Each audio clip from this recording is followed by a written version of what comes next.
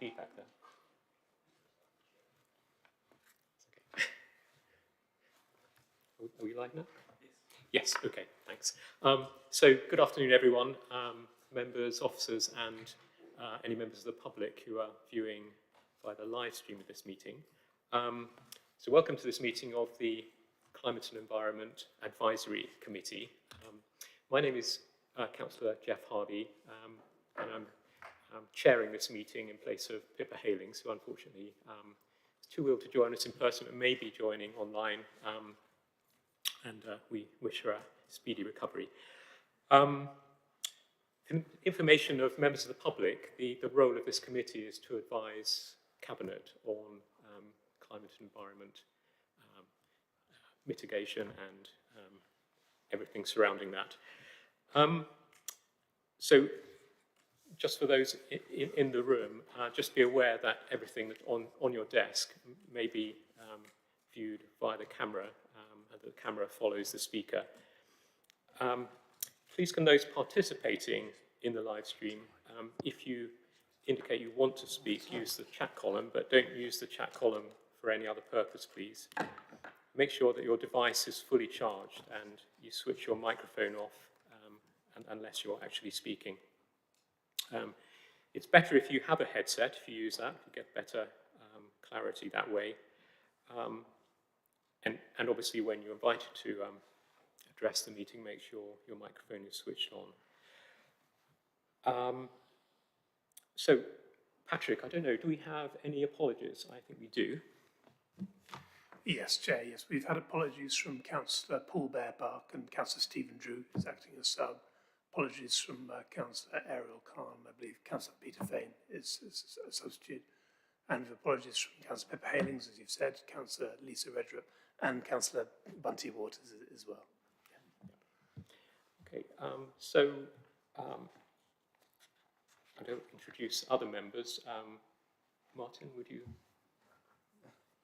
Hello, my name is Martin Khan. I'm representative for Histon and Impington and Vice Chair, Joint Vice Chair. Thank you. Shabona, would you introduce yourself?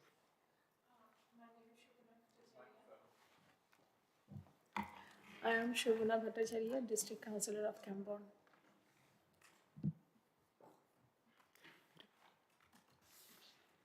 Peter Fain, member for Shelford Ward.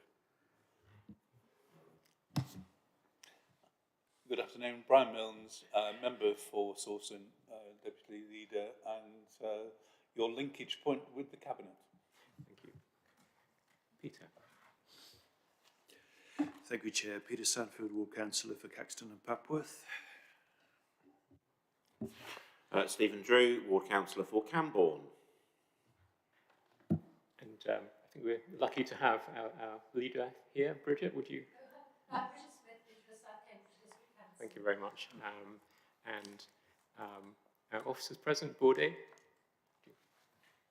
Good afternoon. I'm Bode, so Head of Climate and Environment. Thank you. Hi, I'm Alex Snelling-Day, Waste Policy, Climate and Environment Team Manager. Thank you.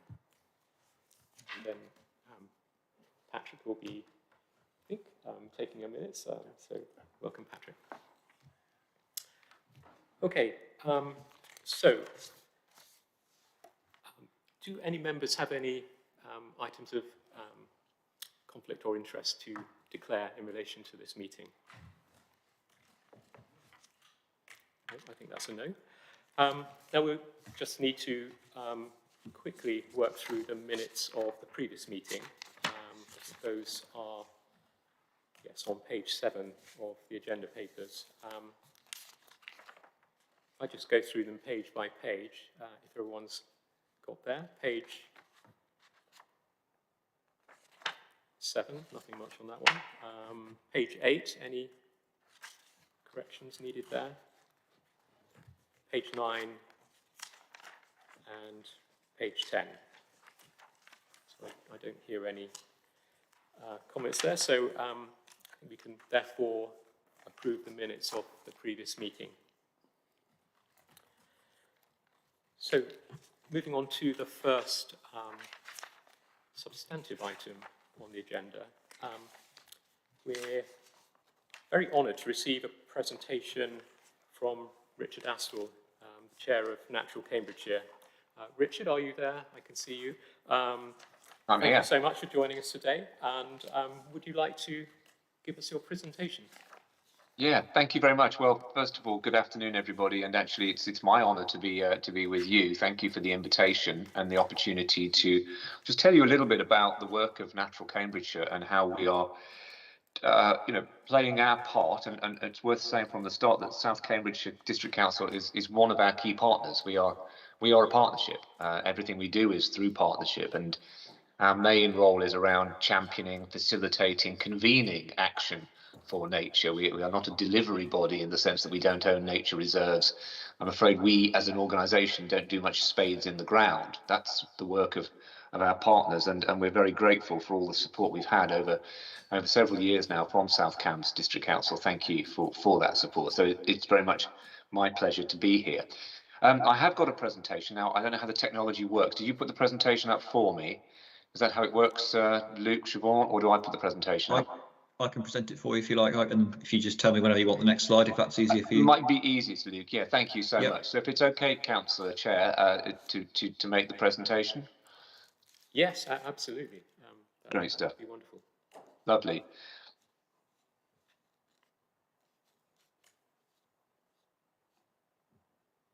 So yeah, if we just go focus on the first slide while I make some introductory remarks, Luke. Natural Cambridgeshire, worth just reminding everybody who we are. We are an independent charity. We are also technically the local nature partnership for Cambridgeshire and Peterborough. It's very important that we remember the Peterborough bit, not least because I live in Peterborough. Local nature partnerships were set up by DEFRA back in 2010 with the role of coordinating action for nature and to address the biodiversity crisis that the country is facing. DEFRA didn't give them much in the way of financial support or even indeed policy support for quite some time. So we have evolved slightly separately from local nature partnerships, and whilst we still fulfill that role, we feel our role is much greater than just being a sort of part of the DEFRA family. We are here to bring together anybody and any organisation who has an interest in helping nature to recover across the county, whether that is a landowner, whether that's a statutory authority such as yourselves, whether that's an ecological charity, whether that's developers who have statutory obligations increasingly going forward and to create green space and to mitigate for any damage they do to nature. They're all part of the partners that we bring together with the aim, as I think you're probably aware, of doubling nature across Cambridgeshire. And that has been our ambition since 2019. We formalised that ambition. And there are those who believe it's a rather modest objective. What do we mean by doubling nature? Well, the metrics we're using is the amount of land that is dedicated to nature or is nature rich. And at the moment, Cambridgeshire, depending quite on how you do the sums, but rule of thumb, has about 8.5% of its total land that is dedicated to nature in that way. So if we were to double that, we would get to around 17%. And that would take us, Chair, to the dizzy heights of national average. So there are those that say it's not exactly the most ambitious agenda to seek to be average, but at the moment we are so far behind the curve in terms of the amount of land that we have available for nature and for people as well. That's the point here, that these things can coexist. And that's partly historic, partly because the sort of the natural habitat of Cambridgeshire, much of it would be wetland, much of it would be fen, and it's partly because the soil is so fertile that it's absolutely the right place for intensive farming, and we produce a huge proportion of the country's food. Food security is a very important issue too. But despite those reasons, those historic reasons, nevertheless, it isn't a great statistic, and it doesn't help us when we're trying to sort of advocate for our county that we are so nature depleted. So when you could actually state with hand on heart that Cambridgeshire is the most nature depleted county in a country that is, again, arguably, if not the most nature depleted in Europe, and certainly one of the most nature depleted in the world. there is a crisis in nature. I know the remit of this committee covers climate change as well, and I think the biodiversity crisis is the sort of the rather underplayed sort of little sister of the climate crisis. It's very real and it really does matter. If we don't address the biodiversity crisis, then many of the ecosystems upon which we depend for our health and for our wealth in terms of the economy are in danger of severe stress, if not collapse, around the world. But also on our own doorstep, where the statistics showing just how sharp the decline in many of our native species are really very dramatic and very sad. Just putting it into sort of layman's terms, when you think that something like over 50% of the country's hedgehogs have disappeared in the last 20 years, when you think that iconic birds like the turtle dove, which has always been very much associated with places like Cambridgeshire, have suffered a 95% decline in that period. And there are statistics that suggest that overall insect abundance is down by 75%. You're not talking about, you know, little tweaks here and there. You're talking about wholesale change to our environment.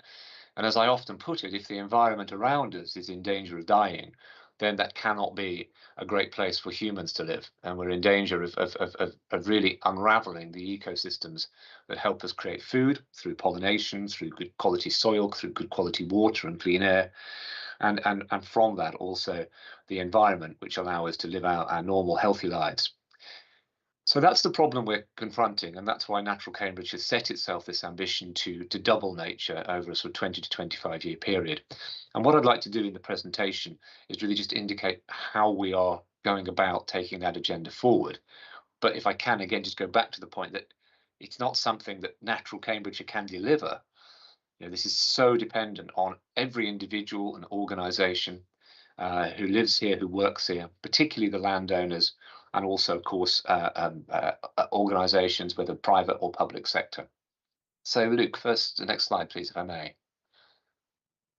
So, we're addressing this doubling nature ambition really at two levels. One is the landscape scale level. This is the opportunity to create large projects where we can embed nature, where we can help nature recover, either by replanting or just simply leaving aside. These would be the big new nature reserves or natureful areas of the future. And we've identified 6 areas in which we want to focus work. And these have been identified based on a number of factors.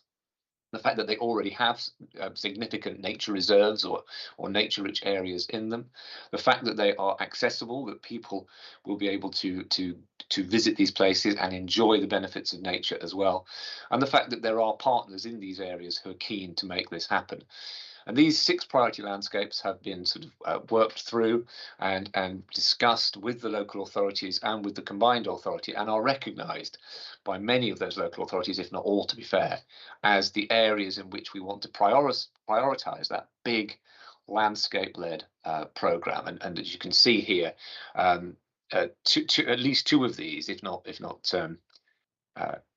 yes, certainly 2. I think actually the connected fens as well is quite loosely defined. So there could be areas of South Cambs that covers as well. But essentially the West Cambridgeshire 100s and the Cambridge Nature Network are 2 of the priority landscapes that we have identified and which sit within your district and therefore of key interest to you.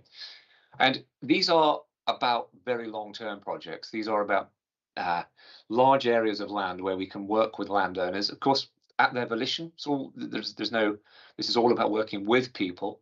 So we're looking to identify landowners, farmers, organisations in those areas who want to come with us on this journey and create these landscapes over a long period of time. They're multi-million-pound projects. They are often quite complicated, as land transactions and land management always is, and they will be many years in the making. In all of those areas, there's work already going on. And in all of those areas, a lot of the work is stuff we don't know about. You know, this is about letting 1,000 flowers blossom, really, rather than trying to dictate or command everything, which is way beyond our gift and not what we want anyway. What we want is lots and lots of actions in those areas brought forward by many, many different organisations and people to create that sense of landscape and to help nature bounce back. So that is in a way, our top-down approach. I'm going to come on and talk about how we're going to take that forward. Just before I do, we also are very much engaged in the bottom-up. So this is the top-down, working with the landowners, large, expensive, long-term projects.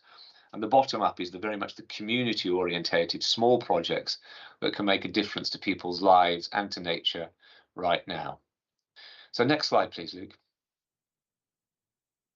So just wanted to refresh a few key milestones in our journey towards this doubling nature ambition, which we launched in 2019, and then there was a sort of rather a hiatus as COVID came along and knocked us all a little bit off our feet in terms of taking things forward. But the real progress came, and again, I think very much thanks to the support within the combined authority of your district, with the approval of our business case for a £1 million doubling nature fund. That was last May, and also within, on top of that, revenue funding for Natural Cambridgeshire, which allowed us to increase our own capacity to help take things forward. As you can see, we are not a large organisation. 1.4 FTE is what we are now. That's double what we were this time last year. But most significantly is this £1 million doubling nature fund that the combined authority has made available. What we want to do with this is use it to enable work on those big landscape projects. And we also want to do it innovatively. This isn't about just giving out the money and hoping stuff happens. The money has to come with a significant matched element from other financial sources from the organisations we end up working with. And we're looking at innovative ways of raising that money, whether that's through government-led schemes like Biodiversity Net Gain or private finance initiatives, of which there are many now, as we start to see I hate to use the phrase a market, because I'm never quite sure what that means, but we are seeing the value of land and its value to nature and carbon capture now start to attract commercial interest, and people are investing in land in order to get commercial return from nature-friendly practice and carbon capture practice. And I think that has to be a good thing. That comes with certain pitfalls, but I think it has to be a good thing. So with that money from the Doubling Nature Fund, we've actually now gone out and asked for applicants, invited expression of interest. That was in November. In December, we received 11 expressions of interest, including applicants based in South Cambridge itself. I think 3 of the projects are based in your district. I did check, but I'm not at liberty to say what they are. Actually, I don't know, because I've got an interest in one of the projects in Peterborough. I'm not involved in the process of assessing any of them, so I don't know which projects have come forward, but I know that there are 3 in the South Cambridgeshire area. And if we go to the next slide, please, Luke. Thank you. Just last Friday, so the 31st of March, the application process closed, and it says there were those 3 applications. So these are applications for significant sums of money. We're looking to award, potentially up to £300,000 to maybe 2 or 3 of those 8 applications, because we want this money to work hard. This isn't about £500 here or even £10,000 there. This is about big blocks of money that can help create the capital, or to some extent elements of revenue, to drive these projects forward. So all of the projects come through with landowners engaged, landowners who are willing to change the way they might manage their land, look at woodland planting, wetland creation, and obviously that is quite capital intensive. So we're very much hoping that over the course of the next 6 to 8 weeks, we can assess those applications and then look forward to announcing sometime in the summer. I always hesitate when people put actual months in. I quite like the government policy of saying summer 2023, just in case we can't quite make the June deadline. But we are hopeful at that point that we will be handing out these or entering into contracts with these projects to help take forward significant nature recovery programs, and obviously keep you very much posted on that. I mean, it's not the end of the story there. Each of those projects then has to find other forms of money so that it can create sustainable projects, not just one-offs that then have to go and look for the next piece of grant application or funding. And then also in the summer, we are looking to launch our Community Nature Fund. This is also from within the Doubling Nature Fund that the Combined Authority has made available. And basically, it's £100,000 community nature fund. And as I said, this, if you like, is it's not the polar opposite, but it's the other end of the spectrum from the big landscape projects. This is where we really want, lots of the smaller scale community projects, £500, £2,000 across the whole county. So we can support this, very much about supporting the concept that doubling nature is something we can all be engaged in. You don't have to have 500 hectares on the edge of a nature reserve that you convert to wetland. Doubling nature. Someone once said to me, "Well, what if I live in a house without a garden?" And I said, "Well, have you got a balcony?" And they said, "Yes." I said, "Well, if you've got one plant pot full of wildflower seeds, have two, and then you double nature." And I know that's a bit trite, but it's the sort of message we want to get across, that this isn't only about the big landowners, the big nature conservation organisations. We're catering for them through the landscape-led approach, but we want very much to support local nature recovery. And in some ways, you can't have one without the other. They're very, very synergous and have to work together. And if we don't get the community stuff right, then we don't get the people coming with us and their sense of engagement in this campaign, because that's what it is. So we're hoping to launch that in the summer, and there will then be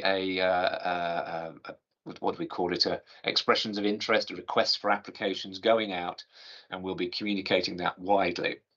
I could go to the next slide, Luke, please. And this community piece builds on work that we've already done. One of the things we did, I think this was just before COVID, or certainly in that very early period, was we launched a local nature recovery toolkit, which is available on our website, and which we know many parishes, including, as it says here in the text, one at Duxford, have used. And this actually is again about locally led, community led nature recovery. It helps people to come together at a local level, work out what they've got in their parish or their community, because it's not just about countryside, it's also about urban areas, and how they can go about creating surveys, making maps and planning for the future, so that projects aren't just a one-off. We put up some bird boxes 10 years ago.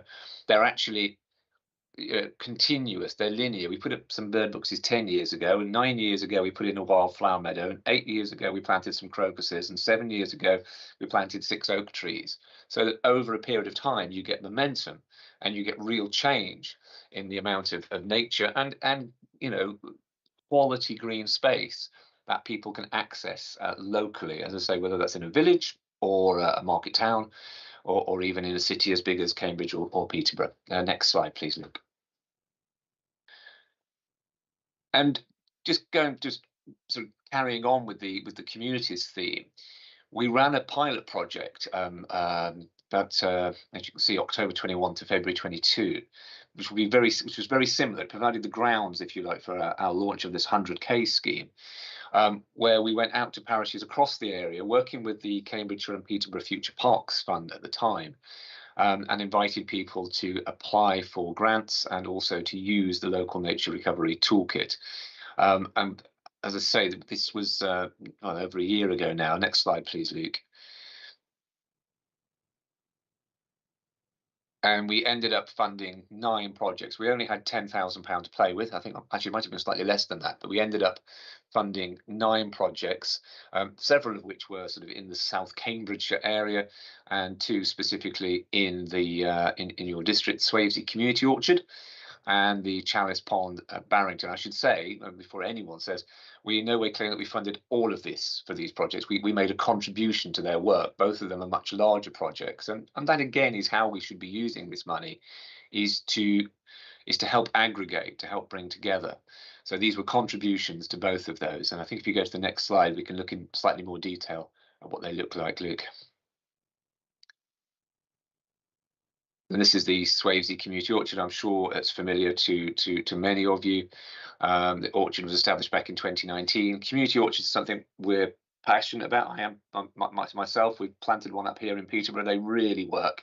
They work for nature and they work for people, and great for volunteering, great for communities. So if there's one thing I would recommend to anybody, if you've got a little bit of land, then a community orchard, particularly if you stick a pond in as well, really has great potential and ticks many, many boxes.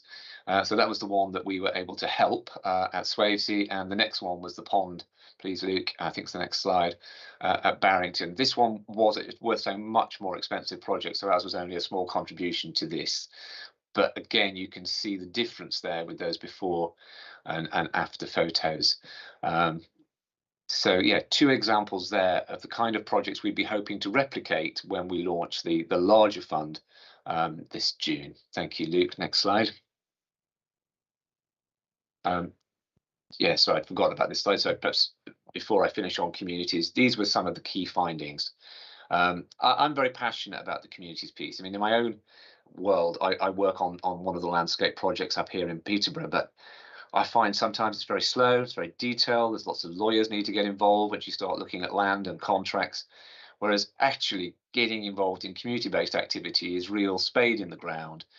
You can see things happen, you can plant a hedge, you can plant some trees one year, and then 2 or 3 years down the line, you can see the results. So communities are key and they're passionate. You know, the communities really take pride in their local area. That's something we know. So we've got this motivated audience who want to help. And they do need a little bit of hand holding. We do need to help them build capacity. And I think this is where one of our roles at Natural Cambridgeshire, working with the District Council, is to help build that capacity, roll out the toolkit more so people know how to use it, how to find it, how to use it. And one of the things I'd like to do is be in a position where we can actually offer advice to parishes and communities. There is a capacity issue there that we don't have at the moment. One of the things we're looking at is whether we can actually apply for grant funding from some of the bigger, charitable schemes to then pay for advice, so that when parishes say which trees should I plant or which wildflower seed mix should I use, there's a helpline or an advisor who can help them take that forward. Thank you. Next slide, please, Luke. And I wanted just to finish on another sort of major piece of work that we are involved in at the moment, local nature recovery strategies. This may have come your way, you may be aware of them. They're one of the, perhaps what I should go back to and say is I think, it's been a very defining moment for the natural environment in terms of legislation and policy, which was the DEFRA 25-year environment plan, which was published, I'm going to say 2019, but someone will correct me. That really has set out a new pathway, I think, for nature recovery and has helped put the environment very much more front and centre than perhaps it was previously in terms of policy. And a key plank in how that is made to happen is the rollout of local nature recovery strategies. Everybody has to have one. It's a statutory obligation. We've now received all the detailed guidance on what they are and how you go about doing them. And in Cambridgeshire, the decision has been taken that the CPCA is actually the responsible body, and that it is commissioned the county council working with Natural Cambridgeshire and other partners to create the local nature recovery strategy for the CPCA area, obviously including Peterborough. The purpose of the strategy, it's a bit of a kind of like a local, I think it's a shame in a way that they aren't much more tied in with the local plan, because it's about land use planning. It's about saying these are the parts of the county which are already nature rich, or where there is the potential to make them nature rich, and therefore where we want to prioritise environmental outcomes. So actually, if you had proper land use plan, you'd have a local plan that does that for housing and development. And then you have the local nature strategy, which ties in with that and identifies where the environmental gain can come. So the nature recovery strategy, when it's finished, will show you exactly what it is we want to flourish in the county and set out the target species and the target habitats that we want to help recover. It will tell us where the existing habitats are and what sort of state they're in. And then it will outline the opportunities to expand on those areas and create more nature-rich areas across the county. And that will then provide the guidance and the sort of the plan, if you like, for how we take forward not only the doubling nature ambition, but also how we align things like biodiversity net gain payments with the priorities that are outlined in the local nature recovery strategy. So it's a really important document. I'm sort of desperately keen that it becomes a readable document, not just a sort of, a piece of bureaucracy that never really gets off the shelf. I want it to be something that shapes the way we think about our land use. And in that sense, therefore, landowners are one of the primary audiences for the development of local nature recovery strategies. They know this, a lot of this information. They work the land, and we need to work with them. So Natural Cambridgeshire is going to be playing a key role, I hope, in providing the expertise and the guidance to support the local authorities, and also, I think, in trying to make sure, as I say, that it's a very accessible, hopefully really exciting document that paints a picture of what a nature-rich Cambridgeshire could look like. And I think that's probably where I'd finish. Have I got one more slide, Luke? Can I just check? So There's a couple more. I think there's two more. oh, right. Gosh, Yeah. what have I forgotten? I'll go to the next one, shall I? Thank you. Yeah, I think this more is nature really recovery. this is just a little bit more about local nature recovery strategies. And to be fair, I'm just going to flick through that. That's the detail of what it needs to contain. But go to the next slide, please, then, Luke. Which I think, yeah. This is the detail. But for me, it's not about the detail. Thank you. That's the one I wanted, really. The message I want to leave everybody on is I think this is a tremendously exciting agenda. You know, I thoroughly believe that, you know, the needs of society in terms of housing and jobs, and the needs of communities in terms of fulfillment and empowerment, and the needs of nature are compatible, and that it's a gross failure of our kind of policy environment over perhaps the last few decades that we haven't made them compatible, and that nature has suffered so badly as a result. But I think, you know, there's so much positive action being taken now across the country. There's a great policy framework that we can actually deliver, I think, against these different objectives and create better places to live, better places and more places to work, and really flourishing nature alongside all of that. And in a way, kind of what's not to like about that? It requires imagination, it requires some courage, it will require more funding. But I think fundamentally it's the only way forward for us, is to see those agendas actually as aligned rather than competing. And I think that's one of the roles Natural Cambridgeshire has to play, to get that message across and to facilitate the delivery of what are essentially better places to live for people and for nature. Chairman, I've probably gone far too long. I do apologise for that, but hopefully that's given you a bit of a flavour of who we are and what we do.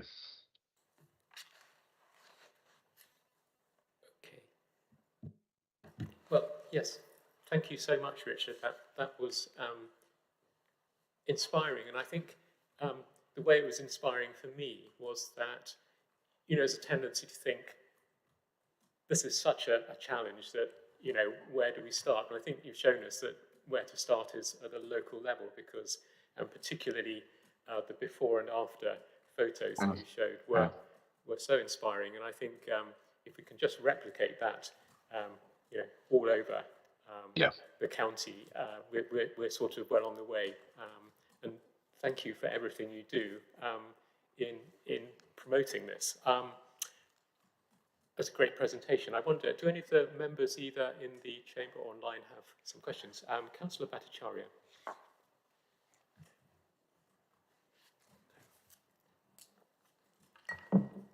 Yeah, hi dear, thank you. Thank you very much for your presentation, first of all.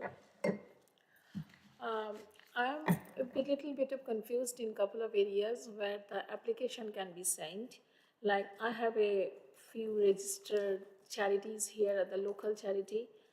I'm also a town councillor, and I also have a CIC on the well-being, and I do have enthusiast volunteers and residents with me. But before the application, I got some confusion. Like, if I have a group of volunteers, they are willing to work for some plantation or orchard park or something. Are we supposed to get? Like, your organization or your group? Are you supposed to give us a piece of land, or we will be working on a designated land? How does it work?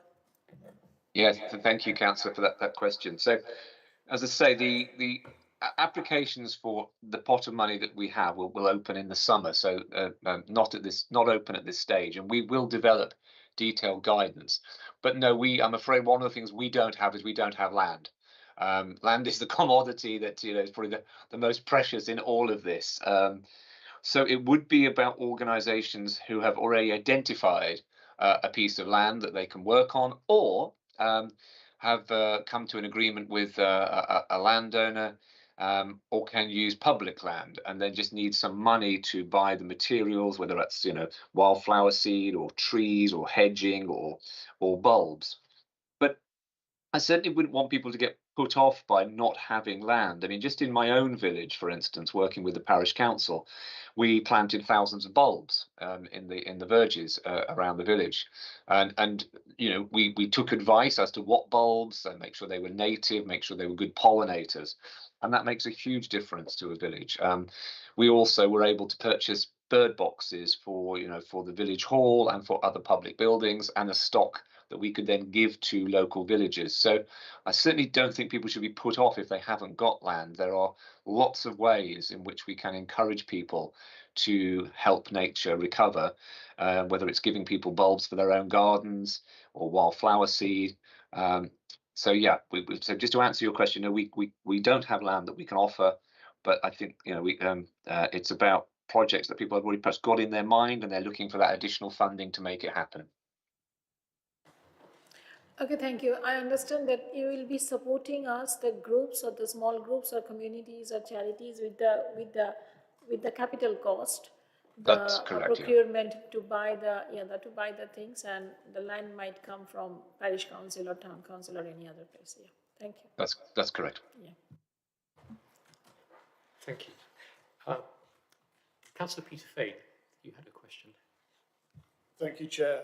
I was encouraged by what you said about not being discouraged by not having land. One of our functions here, of course, is development control. A number of the members here are on the Development Control Committee, known as the Local Planning Committee. We sometimes get applications from developers who find it very difficult inevitably to meet biodiversity net gain targets on the land.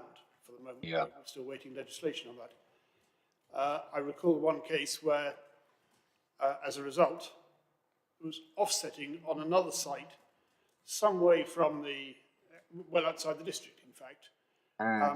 And we found it very difficult to assess the true benefits of that. And I wondered whether offsetting of biodiversity net gain, or indeed possibly of carbon, is something that the Natural Cambridgeshire will be looking at, or do you regard that as a function for others? So to answer your question very directly, technically it is a function for others. We don't have that we don't have any statutory powers there, but we certainly have views and we can offer advice. The issue around offsetting is it divides the conservation community to some extent. My own view, and Natural Cambridgeshire's, is that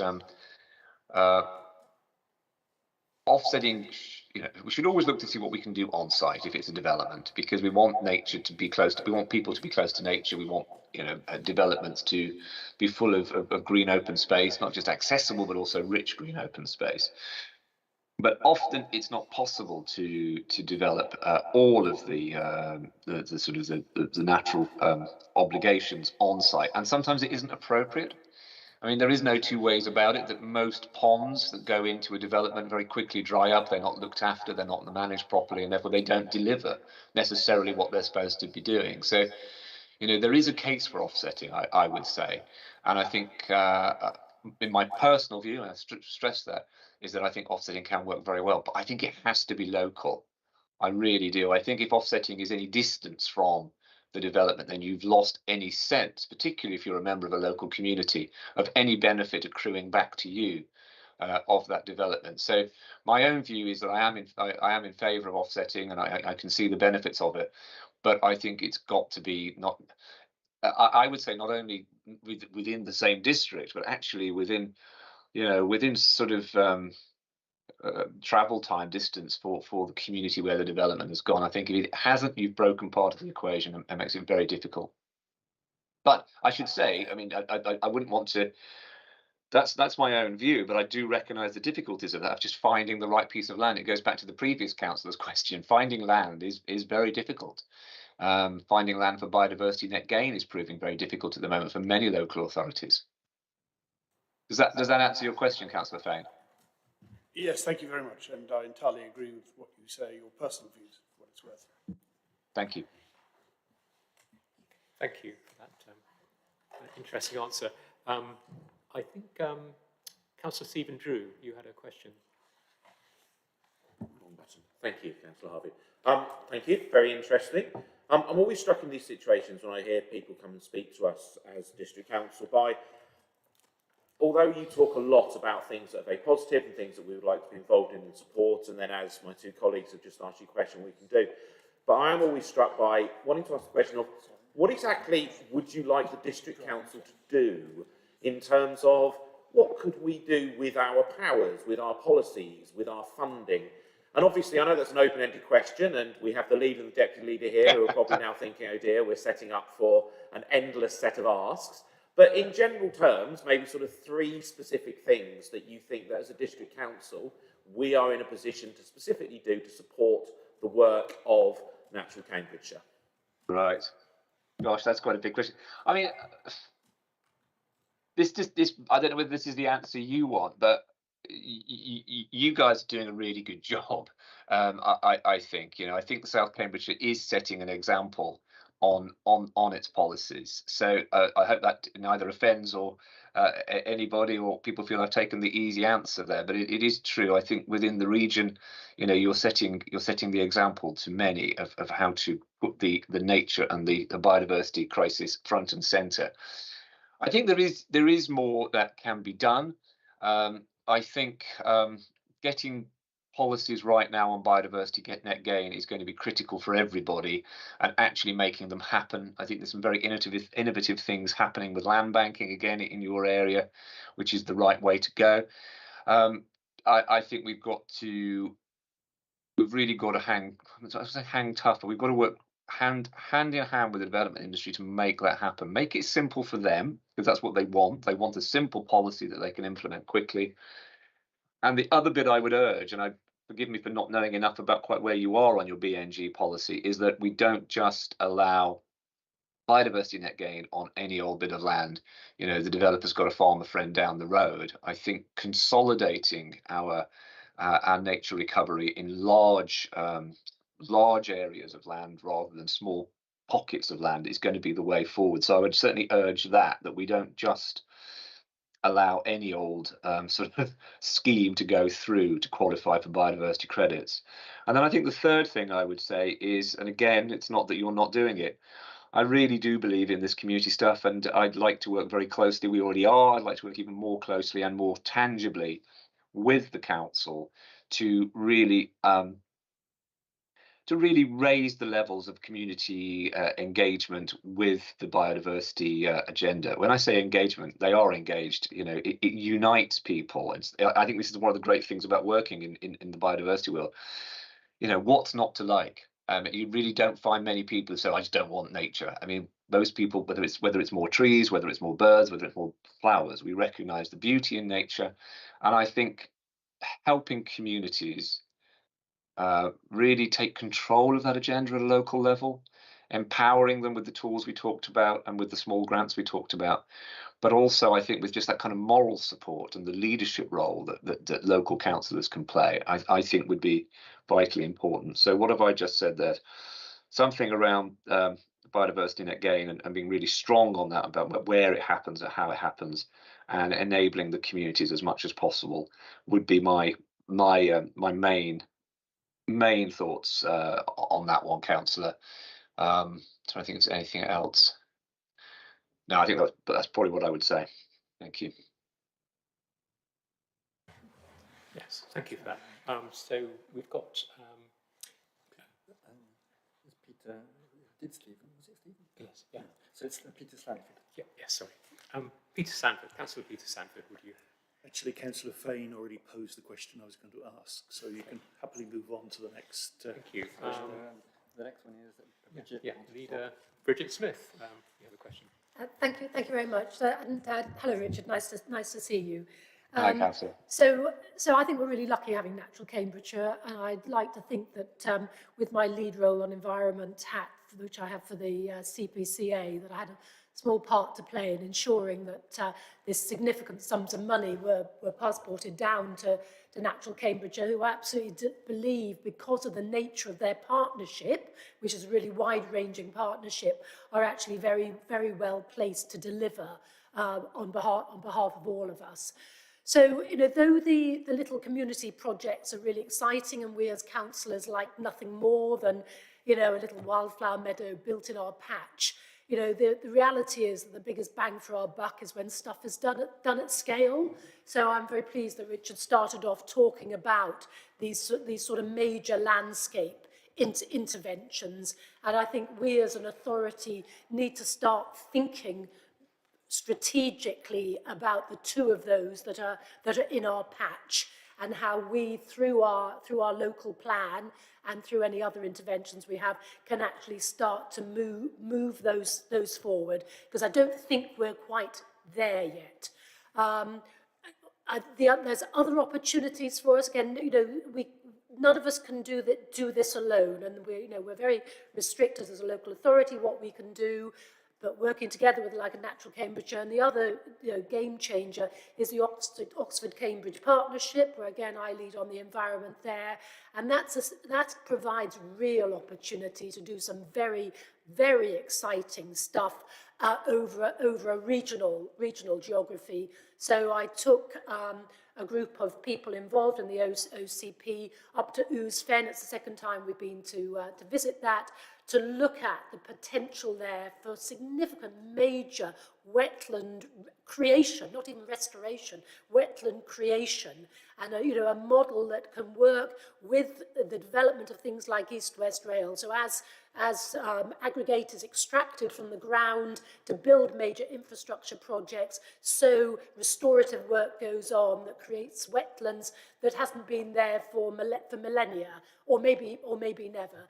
Very, very exciting opportunities there. And I think as us as a local authority, taking a sort of lead role in that is actually really exciting and a great privilege for us to do it. But again, it's working in partnership with the likes of Natural Cambridgeshire, who we provide small amounts of funding to help them a bit as well, which I hope is recognition of the importance that we put on them. So it's not a question; it's just a position statement, really, to show our support. Thank you. Thank you, Councillor Smith. Brian, next. So yes, Councillor Brian Milnes. Yeah, thank you. Just continuing that discussion about offsetting, and I noticed that Cambridgeshire County Council is one of the largest municipal landowners in the country, and they've established a unit or a development at Lower Valley Farm near Fulbourn, specifically for providing local offsetting capabilities. We've got 1,000 biodiversity units for sale, and certainly I think it fits, Richard, with your request to have something local and right in the middle of South Cam. So that's certainly something I think we ought to applaud, and hopefully, and I wear two hats, so I'm a Cambridge County Councillor as well, and I'd be very supportive of the county doing more projects like this if this succeeds. So I just thought I'd mention that. Thank you, Councillor Milnes. And my Vice Chair, Martin Kahn, would... I'm very keen about the work that you're doing in terms of setting up projects. But what I am concerned about is that we're accepting that this is what we can do with the resources we've got available. And there is a need to look at the scale of what we need to do to meet the target of doubling nature. The target of doubling nature is to increase from, I thought it was 7.5% to 50%. You now say it's 8.5% to 17%, but it's roughly that, roughly 7.5% of land, which is to be converted from other intensive use to natural use. Basically, that's the objective. And I thought it was worthwhile to look at the scale that will be needed to achieve that by 2050. So I did a little calculation and looked at the amount, and it came for the 7.5%, which is a little bit less than you say is needed, it came to 254 hectares a year in South Cambridge. Wow. Now, the best control land, it's nice to do it with farmers, and when you've got an enthusiastic farmer, it will work. But a farmer is basically a food producer. That's their objective, that's their motivation. So the best way to do it is to have it under control of organisations which specialise in natural land and conversion. And there are organisations, RSPB being a good example of organisations which have converted land which are into land of very high nature conservation use. But to do that, they've got to buy the land. So I thought it was a useful exercise to think what it would cost to buy the land every year. And it came out at £5.5 million per year in South Cambridgeshire for the next 27 years, which is, I thought it's a bit of a shock when you work that out.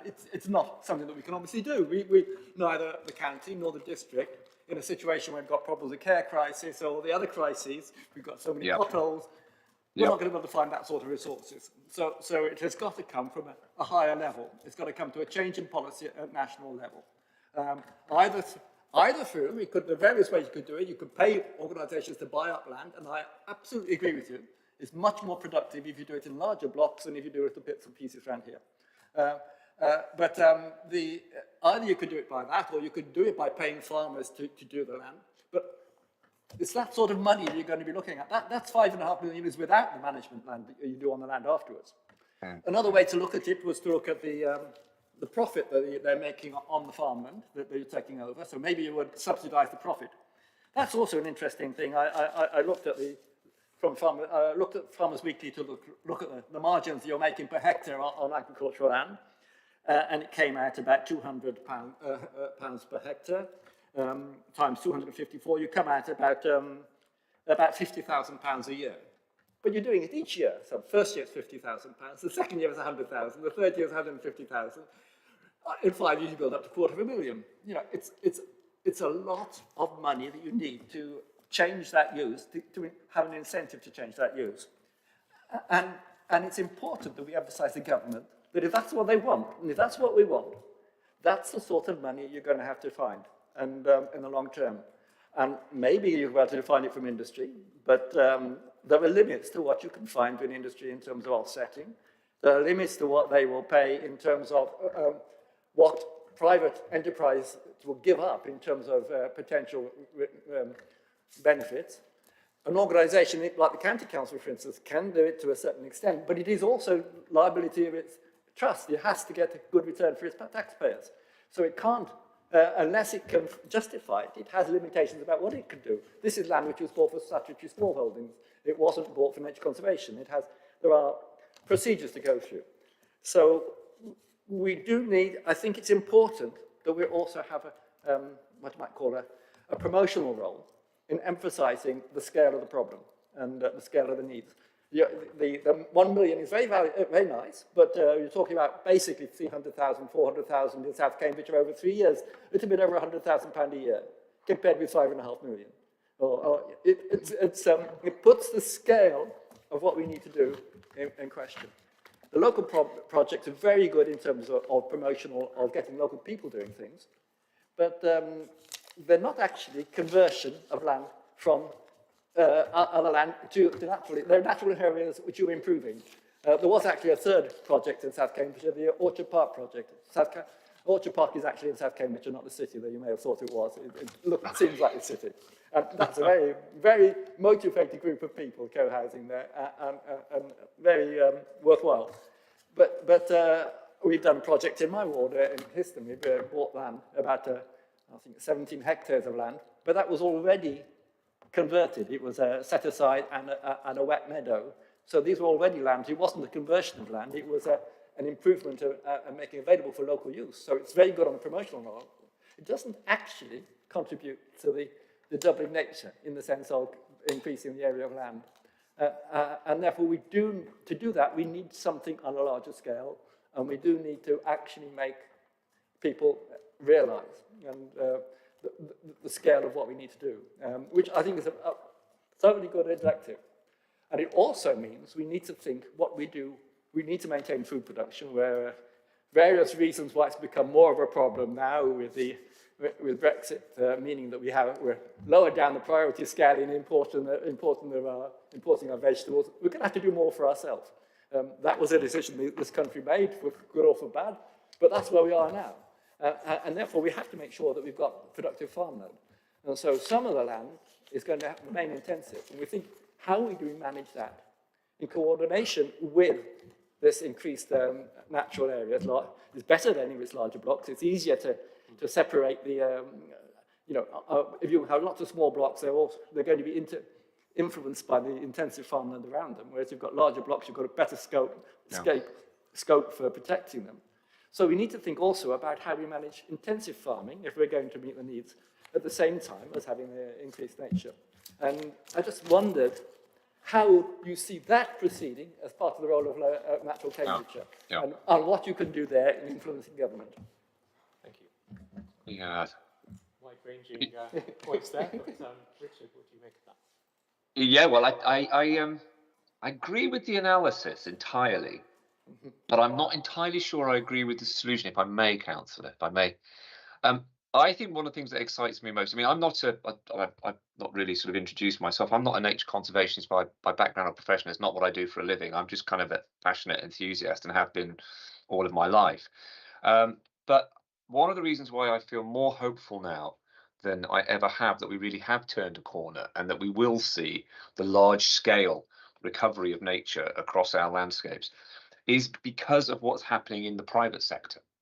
So I don't see the solutions as all being government led. They need to be the policy environment. The government's done that. It has, to its credit, it's put a policy environment in place with legally binding targets, which I think are already making a difference and will continue to make a difference. But what it's also succeeded in doing there, because of the way it's changed the subsidy regime for farming, is it's incentivizing more and more farmers, and particularly the bigger landowners, to look very carefully at where their future income streams are. And we had a fascinating presentation at Natural Cambridgeshire just last week from a private sector-led initiative called Landscape Enterprises, where they are effectively bringing together a number of large landowners in large blocks of land, and then they are pricing up the costs of not only nature recovery but carbon capture, flood resilience, and they're selling those credits on into the market, and it's working already. So you're seeing blocks of land of several thousands of hectares with big companies like Nestle and Coke and really big landowners, agro industries, the ones that we're often a little bit worried about what their impact will be. And they are creating change across landscapes, and we don't know a lot of the things that are happening because it's not coming down through some central sort of administered system, because they're not nature reserves, because it's alongside commercial farming. I'm not sure we're fully aware of just what's happening out there at the moment, and I think there's some dramatic changes happening. And I may well be wrong, but that's the hope I have, is that the way we achieve the scale that you required and the investment that you required isn't going to come, I don't think, from central government. I certainly don't. I certainly like to see a lot more coming from them. I'd like to see a lot more funding for these schemes, but it will never achieve entirely what we want. But if landowners and farmers are being paid either through government schemes or through private finance schemes to make these changes to their land that allow it to farm commercially, so we don't impact on food security, but also allow nature recovery, flood resilience at the same time. That's what's really exciting. And I've seen a number of things recently that I think do offer hope. I think one of the councillors talked earlier about what's happened on one of the county farms. That's a really exciting initiative. And I think there are lots of these things happening now. And we're only at the beginning of the process. So we absolutely need to work at much greater scale. I don't think, our £1 million doesn't even touch the size of that. But if we can champion the different ways of doing things and start to show people in the way that the county farm has what you can do and how you can do it and how you can bring in innovative sources of finance to make that pay its own way so that our farmers remain solvent and profitable, I think that's the bit that excites me and makes me quite optimistic for the future, Councillor. So it's not that I disagree with your analysis, but I kind of feel there's some very, very interesting things happening. I was talking to one of the big farming estates up near Peterborough the other day, seriously big, thousands of hectares, And they are starting to pull together a private finance scheme which will allow them to deliver over those thousands of hectares. Now, we might not never know about that. They're not going to advertise it. They're not going to publicise it. They're just going to get on and do it. And their view was, if we wait for the government, it'll take for ages. But we've got some really interesting things going with the private guys. So interesting times.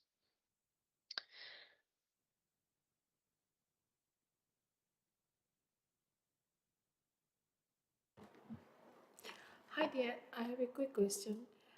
Is this grant is already published or it is going to be published? It to be published in the summer, so June, July. So that was that question for me? Yes, it was it? Yeah, question for Yeah. you. So June and Sorry, July summer. yes, So, and we will make sure so it comes through your offices. They'll be made aware of it, so they can circulate it to all councillors, I'm sure. do I believe that till that time, is it a confidential meeting or No. it can be or it can be discussed among the volunteers and the groups? I'm happy for people to, you know, it's certainly not confidential. We're clear this is how we want to use the money. So people can be made aware of it, but obviously we won't be inviting applications until later in the summer. Okay, got it. But the but the discussion is all right for you. Is not Yes. a very yes. Okay, discussion is okay. Yes, thank you.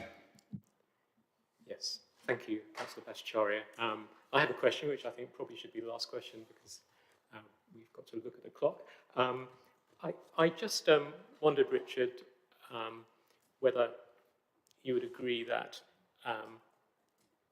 really the way in which we can involve the farming community is sort of a key thing, and that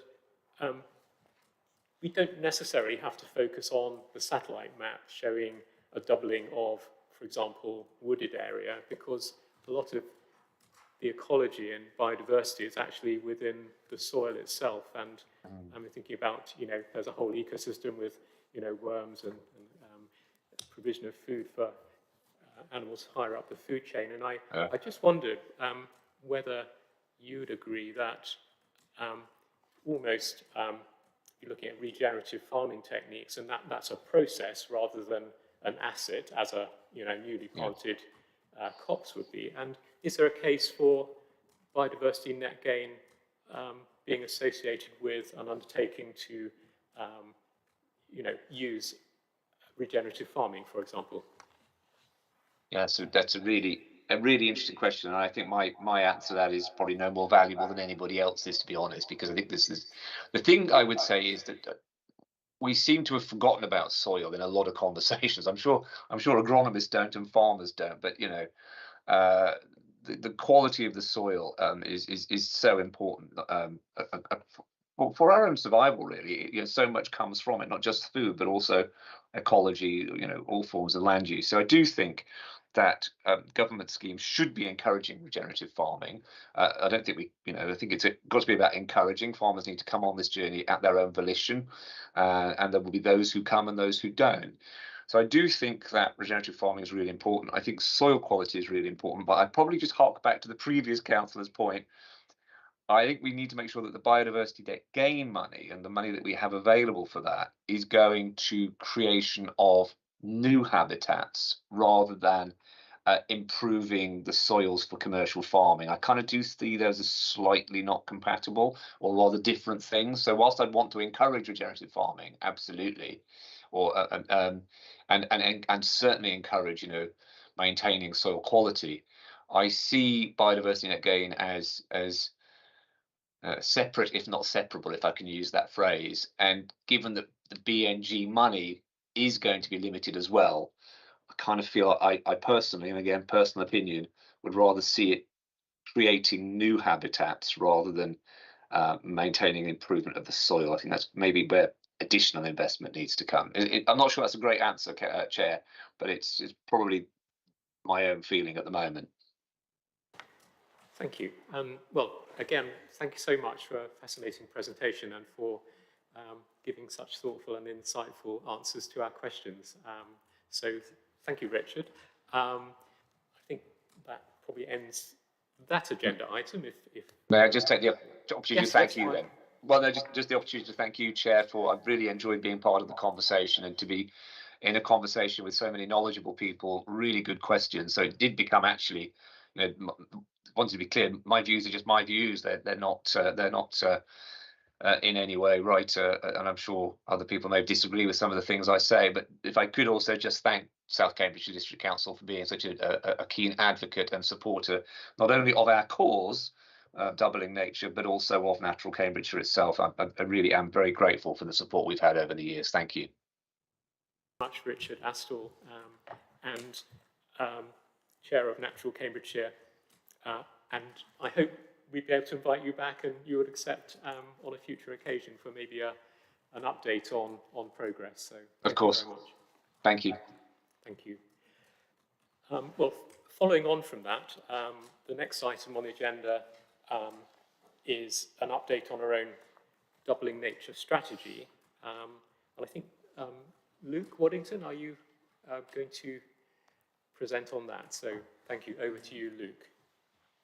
Thank you very much, Chair. Good afternoon, everyone, and thank you very much, Richard, for your presentation as well, which has really, set the context for this next item around the doubling nature ambition for us, really, as South Cambs as an authority, and what we're doing in terms of meeting our kind of doubling nature ambitions and also our future steps towards those aspirations and where we go next, which we go to sort of a point that Richard touched on. So yeah, the report shows really that the breadth, the wide range of actions that are kind of already being accomplished by us as a council. In areas that we have control of through our own estate and our own operations, and then our wider influence really as a policy maker, and that sort of ability to engage with partners and our communities. But the report also identifies areas where there's more work that's possible, and sort of seeks to identify actions to advance these in some areas. So I won't go through all of these in detail. They're in the report in more detail. But I thought I'd pick out some of the kind of, I suppose, the key areas or the key ones. And sort of starting with some of the work that's being done on our own estate and through our own operations. There's a lot here, a lot of key actions. A lot of them are being undertaken sort of through housing, through the housing department being, I suppose, that kind of that sort of the housing land being that kind of area of most of our kind of land is within our control within their areas. So things like the recent tree audit of nearly 3,000 trees on our housing revenue account land, with a maintenance and enhancement programme that's now being carried out, was sort of a key action. But also tree planting recently over the last couple of weeks of around 262 trees on HRA land funded via local authority treescapes fund from the Forestry Commission. But also the work that the housing department are doing, sort of supporting communities as well, not just sort of actions on their own land, but supporting, say, parishes in planting trees and identifying further areas within housing's land for other wildlife measures, biodiversity measures in the sort of coming planting seasons, things like wildflower areas, and kind of working with other resident groups on other initiatives. Things like hand weeding as opposed to using weed killer, which all sort of build a picture of the kind of level of work that's already being done kind of on our own estate. Again, sort of aside from our housing department, there's a lot being done regarding our sort of responsibility for our awarded watercourses. I think it's around 275 kilometres or so of watercourses that our environmental operations team work on. And again, there's a number of projects here working with partners, people like the Wild Trout Trust, the Internal Drainage Boards, the RSPB, sort of working with these groups to actually manage those areas we're responsible for as much as possible for nature, benefiting species like water vole and, as I said, wild trout, as well as, again, assisting community groups with some of the equipment and the knowledge to carry out their own projects. I think a recent example being desilting Shepworth Mill Pond to improve flows through a sluice. So yeah, that sort of paints a picture there again of the involvement through the watercourses. There's also 3 closed churchyards that we're responsible for in Horseheath, Great Shelford and Willingham, and the planning department have sort of drawn up new management plans, or are being drawn up at the moment, I think, to manage these sites more for nature, but obviously also for their historic value and the historic environment, alongside the various sort of health and safety considerations as well. So kind of moving on from our direct action through to our kind of influence through our policies. Obviously, I suppose the key contributor to this outside of our own operations is the planning department and the work that we do in sort of securing measurable improvements for biodiversity via new developments through biodiversity net gain. Obviously, we've heard a bit about this through in Richard's presentation, but the planning department is already, where possible, negotiating that 10% biodiversity net gain, where it's possible, on applications already, sort of ahead of that expected, I think, November 2023 introduction nationally. And then there's an aspiration within the emerging sort of Greater Cambridge local plan for to set a 20% biodiversity net gain requirement in the future, as alongside obviously the sort of the suite of various policies within the proposed plan to enhance biodiversity and green infrastructure, as well as kind of promoting climate adaptation methods that also benefit biodiversity, like trees for shading, green roofs, sustainable urban drainage, those sorts of things. And again, within planning, the current biodiversity supplementary planning document, which serves to sort of support that existing local plan and strengthen some of those existing policies to secure biodiversity improvements up until the new plan as new local plans adopted. And then moving on to kind of our partnership work with organisations and communities that we support through things like our grants. So Zero Carbon Communities grant, the 6 free trees, obviously whilst being tree planting focused, and some zero carbon case sort of more focused on the carbon outcomes, but that obviously does lead to benefits for nature as well through those trees. But then also our community chest biodiversity grant and promotion of tools through our sort of various social media channels, like as Richard mentioned, Natural Cambridgeshire's local nature recovery toolkit. So that's a kind of a really brief, I guess, run through of some of the key points within the report that sort of take us through some of the actions that's already taken place. But as I say, there's obviously more, I think, more that we can do.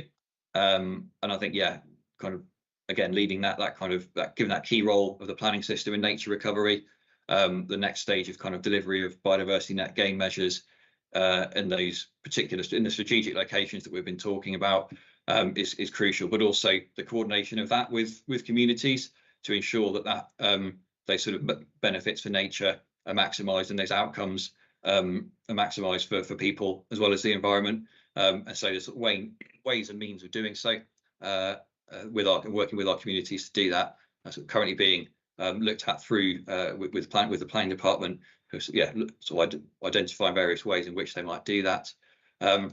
Noting the work that's already been done on sort of HRA land by the housing department. Again, given it comprises most of sort of their CDs, the South Cambridgeshire's land ownership, it's very, very useful to sort of set that visual example and hopefully inspire others. But it's also important to look at what else we can do there. So within the report, there's a noted sort of next step, I suppose, in that sort of area, which is to seek some advice from an ecologist on the various different types of sites that we might be able to plan for specific measures and develop management plans for those areas within sort of HRA sites that will allow, again, additional benefits to nature to be continued and measured over time as well, which is another important thing, that they don't just sort of lapse, that we can measure the benefits for those and can continue the management for them.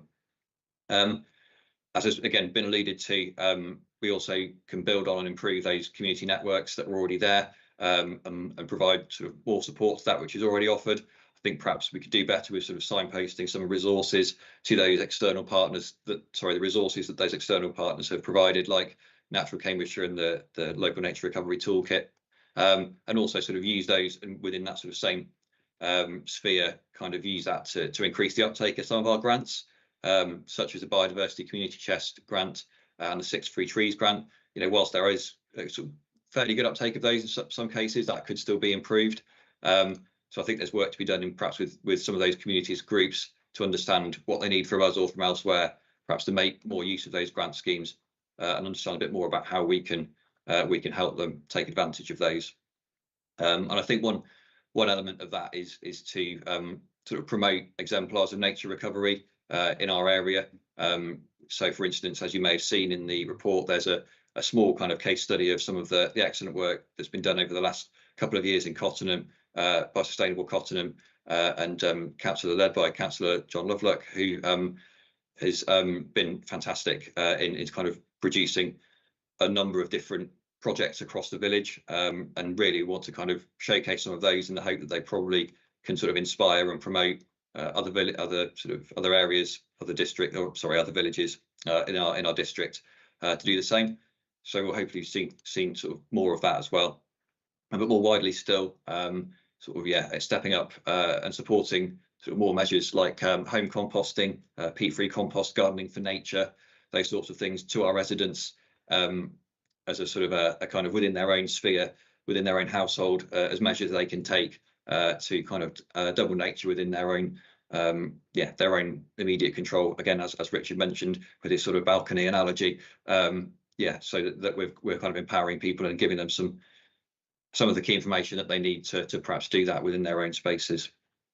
And then finally, yes, I think that sort of more focused discussion and collaboration with our partners, such as Natural Cambridgeshire, to kind of combine our resources or bring those resources to bear to enable greater community involvement and greater uptake of nature-related projects and funding. More could be done there. We've had sort of conversations with some of Richard's colleagues, and I think they need to be probably picked up again to make sure that we're kind of making the most of that partnership. But yeah, I think since writing the report, there's actually sort of been a few more updates on some of those areas that I've mentioned in terms of the progress with those actions. So we have made a bit more progress in terms of our kind of what we can do on our HRA land. We've actually had some advice from an ecologist and to sort of identify certain types of sites and the measures perhaps that are best suited to those types of sites. And it's now the kind of next step of identifying some specific areas within our our housing land and our other areas where we can perhaps think about what we can do with those areas and develop specific measures and specific plans for those. We're also again hopefully working with Sustainable Cottenham a bit more closely to develop that kind of that sort of first case study that we can hopefully then use to provide inspiration and guidance to other parishes or groups. And also mentioned in the report, which I haven't mentioned in my sort of introduction to it, but the sort of following on from that motion in September of last year regarding the dumping of sewage in chalk streams in our area, and the sort of consideration of applying to DEFRA for an inland bathing designation. So that piece of work is also progressing with a consultant engaged to investigate the feasibility of that application, and sort of with kick-off meetings I think taking place relatively recently, and the scope of that sort of project being developed. So I hope that sort of gives a general overview of the report and our current and future actions towards our doubling nature ambitions. But thank you very much for listening and for reading the report, and I'm happy to take any questions. Well, thank you, Luke, for that. And I suppose it's just impressive really to see and to hear the sort of huge range of initiatives that we are undertaking. And I suppose it's always difficult to see change happening at the pace that we might like, but I think we have to remember this is like we're sort of planting the seeds here, aren't we? Some of these initiatives, if we came back in 10 years' time, we might find they've had a real impact. And I suppose this would be an appropriate time just to remember John Lovelock. And it just makes me so happy and proud to see that his initiatives are, really making a difference, and what a wonderful legacy that will be for John and the memory of him. And we just remember John and all that he's done for us. So thank you very much. Now, I don't know if there are any questions from this segment. Oh, right. Councillor Stephen Drew. I saw Councillor Mills put his hand up. I'm happy to let Councillor Mills go first if he wishes to make it. I'm happy to defer to you first if you wish to make a... Well, no, absolutely. I'll provide notes that I sought. Councillor Harvey, just so I'm clear, I have a number of questions I wish to ask. Am I asking them of Councillor Milnes in the first instance as the Deputy Leader of the Council to then reference to officers should you wish to do so, or am I asking my questions to you as Chair and you are then pointing towards an officer to answer the questions? And the reason I ask this is at least 3 of my questions I think have a political spin to them, which means I'm not entirely sure that officers are entirely the correct people to answer them. Well, you may. Shall we wing it? and take it as it lands. Indeed so. I am just seeking to make sure that we follow the right thing. Okay, so I'll take my first one. Okay, on page 3, point 10 of the report, I'm just going to make sure I've got it in front of me as well, so I'm not making up what I'm referring to. It talks really positively about the fact that there is a 10% requirement under the Environment Act 2021 for biodiversity net gain.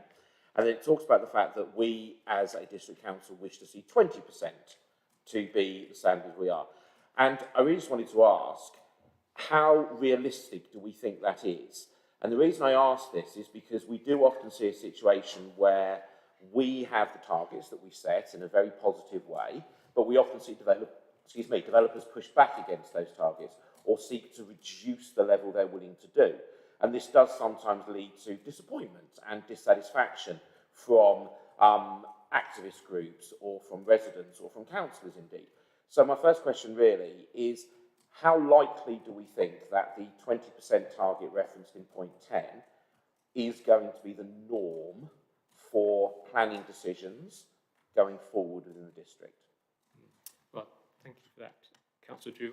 Well, I think the answer is that as a local government, we can see the impact on the ground maybe quicker than central government. So I think it's quite right that we should be sort of setting the pace, if you like, as with, for example, insulation standards on new build housing. We would like to go faster, quicker, and it takes a while for central government to catch up. And I think it's the same with biodiversity net gain. If we and other local authorities weren't pressing for it, you know, it might not happen. So whether it will be achieved, I don't know. I think I think there is a genuine sense in which the population in general is sort of catching up with you know, the pioneers, if you like, and acknowledging this. So I think also there are cases where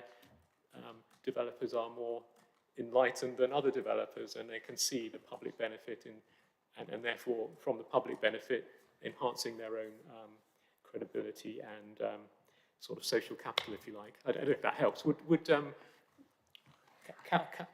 I see. Yes, okay. My Vice Chair. Yeah, I simply wanted to comment that it's sort of a desirable objective, obviously, and the mood seems to be going that way. But it's important to remember that biodiversity net gain depends upon the existing biodiversity interest of a site. And if there's virtually none, it doesn't need you to do much to get the biodiversity net gain. So you do need to perhaps pose the question whether we should be looking for minimum standards or minimum amounts rather than just a percentage. And I think in terms of the consultations, we ought to look at that. I'm thinking particularly of the North Cambridge site, which is a site which has very little existing. There's a bit, but there's not very much. So you don't need to do a lot to get even 20 or 30 or 40% net gain on that site. And some of the big sites that we have, particularly now, are likely to be like that. And so we perhaps do need to pose that question exactly how the biodiversity benefits come out of. That's my view. You need to pose the question about how the biodiversity benefits come out of your planning system.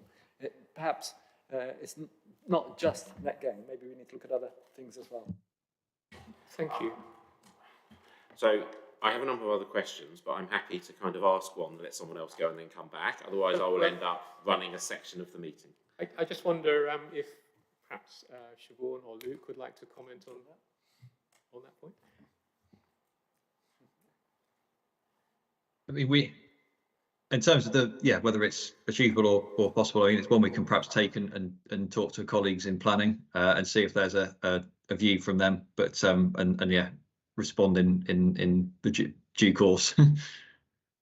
I'm probably not. Yeah, personally, I don't feel I'm probably equipped. Okay. Yeah, I would echo that. Thank you. Thank you both. Your second question then. Okay, thank you. On page 4.14, obviously we're referring to local plans and then we're referring to neighbourhood planning, and in a sense though, I assume we're referring to neighbourhood plans in villages and such like. And again, this strikes me as a really good thing. It strikes me as something whereby we should, as far as possible, be enabling villages and communities there to be able to influence what planning happens. But again, I wanted to ask how much actual influence we think that parish councils and their neighbourhood plans will actually be able to have on the planning process, and whether or not the environmental aims that we have regarding the overall doubling nature strategy, what actual influence do we think that parish councils in that regard are going to be able to have within the planning system?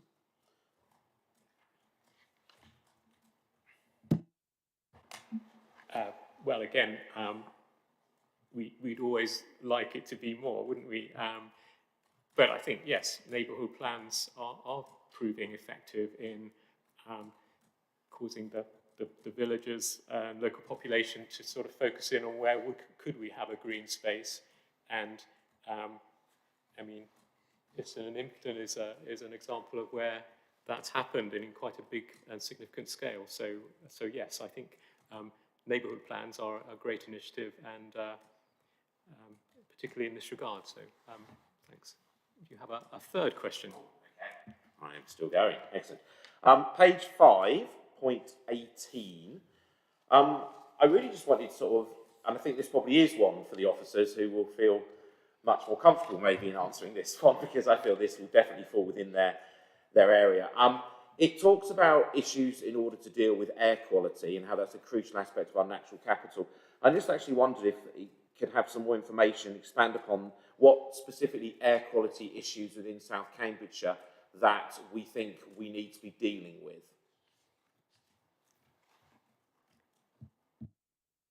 Thank you. Well, is that something you can help us with, Luke or Siobhan? I believe.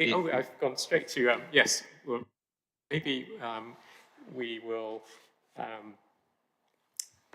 have an answer from. Sorry. It's Alex. Don't worry. Yes. Sorry, Alex. Yes. Okay. No problem. No problem. Just to say, we've actually had an internal report around some recent work done on air quality, so we'd be happy to share that. That came to the officers a couple of weeks ago, or a week or so ago, so we'd be happy to share that information, perhaps with you directly or through this group. So yeah, happy to do that.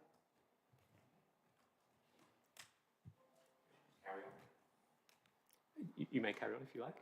Oh, sorry. Councillor Brian Milnes.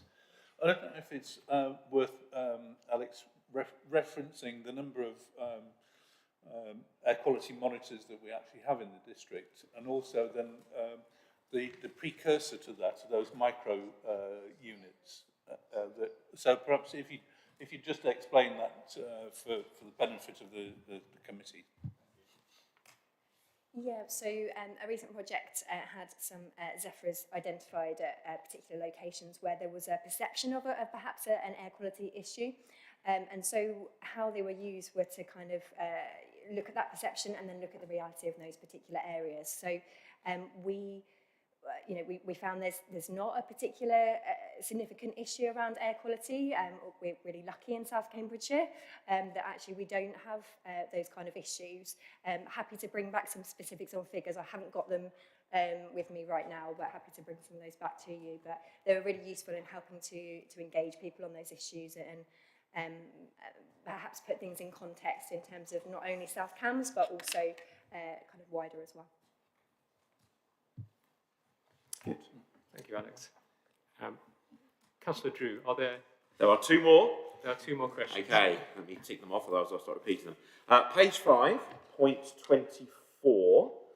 Obviously, following on from the presentation that was made earlier from Natural Cambridgeshire, one of the things that was referenced was the 6 priority landscapes, and one of the areas that was referenced, bear with me while I move to the appendix, was referred to as the West Cambridgeshire Hundreds, I believe was the phrase that was used, which, looking on Appendix A, is then quite a sort of large area centred roughly on Bourne, going up to Camborne, and then across to Gamlingay and such like. I just wondered how far the council thinks that the potential plans for the East-West Rail development, which clearly go significantly through this area, regardless of which route is chosen, whether it be northern route, southern route, south of Camborne, whatever else. I just wondered what the council's thoughts were in relation to EWR's proposal and what I assume will be our support for this West Cambridge Hundreds, and again, referring back to our colleague at the start who talked very much from Natural Cambridgeshire about seeking to enhance that area. We know that obviously East-West Rail are at times, shall we say, less than opaque. I feel that's a very generous interpretation of what they present to us about what they are going to do, and I say that as someone who attends meetings with East-West Rail quite regularly on this. I just wonder what our thoughts are about the potential impact of East-West Rail in relation to our proposals here, and I accept it could well be a positive impact in terms of any work that rail development may well do in those areas by perhaps enhancing any provision that's there. I just wonder if there's any thought gone into that in relation to this appendix map. Well, thank you, Councillor Drew. Well, I think in relation to East-West Rail, is there not a biodiversity net gain aspect to that development? But I think, Brian Milnes, would you have anything to add to that? Yeah, so one of the meetings I've attended in the last 3 weeks, I think, was specifically East-West Rail in relation to biodiversity net gain and other very much natural Cambridgeshire issues as we've talked about today. There are some specific aspects to rail development, sort of the verges. I don't know what on a railway line they are the verges of, perhaps, but offering an opportunity for creating areas of biodiversity and net gain in immediate proximity. So not necessarily requiring offsetting or other developments. We also raised the question of whether they would be prepared to buy additional width of land next to the railway so that they didn't have to use offsetting and it could be absolutely local. So there's very much a topic of debate with the development. Thank you. Great, thank you, Councillor Mills, for that. I think in terms of sort of environmental net gain and such like, it's important to recognise obviously the benefits that railways bring of reduction in car traffic and such like, whilst also recognise potential impacts. And obviously I asked the question in part because obviously in Camborne, residents, whilst positive about the benefits that East-West Rail can bring, obviously have concerns regarding the potential of it going to the south of the town through what is already a nature reserve area, and this is something that comes up quite regularly for residents. Shall I do my fifth one? You may. Excellent, Councillor. Thank you, Councillor. Okay, so this was I think this was referenced by Lou Waddington in the presentation regarding the paper, and then obviously in part by yourself, Councillor Harvey, but I just would like a bit more sort of explanation in relation to it. On page 7.35, we reference in the report, obviously, the excellent, outstanding work done by late Councillor John Lovelock regarding what has been done in Cottenham, and then obviously Appendix B gives us photographs and lots of information for that. As somebody who spent a significant amount of time in Cottenham, all the way through February and March, this was something that came up very regularly from residents in the village about the great work both that Councillor Lovelock had done, but also how they felt it enhanced their village. There have been concerns from Cottenham residents about developments of housing that they felt they had no control over, but actually positive about maybe how they will have more control over it going forward. But I would just like a bit more explanation maybe about how that probably officers in the first instance feel that they are going to ensure that this exemplar work done in Cottenham is going to be shared with parish councils and other groups across the district. Because obviously we don't have Councillor Lovelock now to act as our sort of champion on this and to constantly be spreading it. So I think the baton falls to us, maybe as the council, to do that. And I'm sure that many parishes across the district would really like to know what's going on in Cottenham. And I wonder if there is any plans of a more detailed nature to share that information. Thank you, Councillor Drew. Do you have an officer who would like to? Yes, Bode. Yeah. Many thanks for the question, and we do have a lot to be thankful for this exemplar. What we plan to do, in addition to what's already in this report, is going to a bit more detail in terms of using this as a case study. So we're going to write up in a bit more detail, why does this work so well? How many volunteers are involved? Who leads this work? How many hours do they contribute each week, each month? What makes a successful case study? So we're going to document that and actually show a lot more of how this can be done. And then, of course, then publish that in the South Coast magazine, on Twitter, on social media. And to the extent of maybe using it as having a roadshow, actually publicizing this so that we can show people this is how it's been done here, have a look, and then this is what you can do elsewhere as well. We've already begun to do that on a smaller scale. So I think Luke mentioned in passing that we actually had an ecologist, a volunteer, come out with us and inspect our own small piece of land that we have under the HRA, just to see what's possible. So it's going to be a combination of documenting what's been done in Cottenham in a lot more detail, but also looking at our own site and see what very limited interventions we can make that will then have a much more positive biodiversity aspect to them. So that's the plan.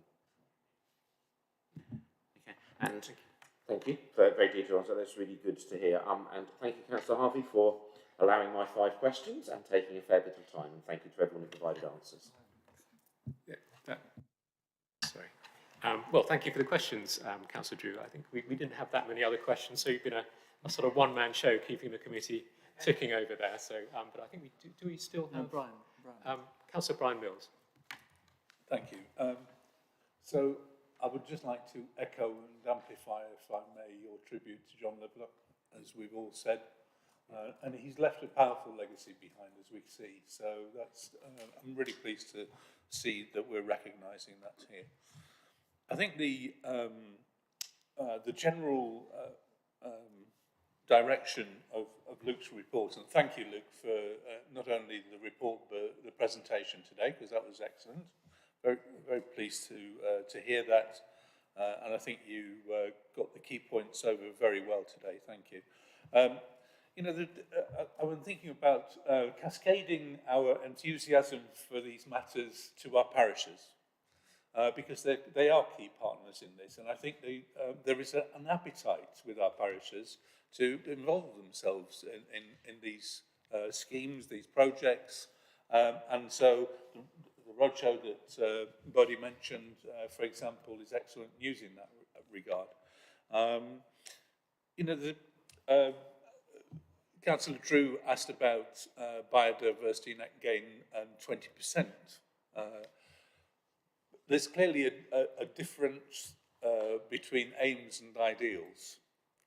And perhaps what we're doing in discussing that is setting an ideal, and that if we make an aim, then we're satisfied that it makes a difference, so improves the 10% in the direction, I think is what we're most hopeful for, and we'll test the appetite for that in time, won't we?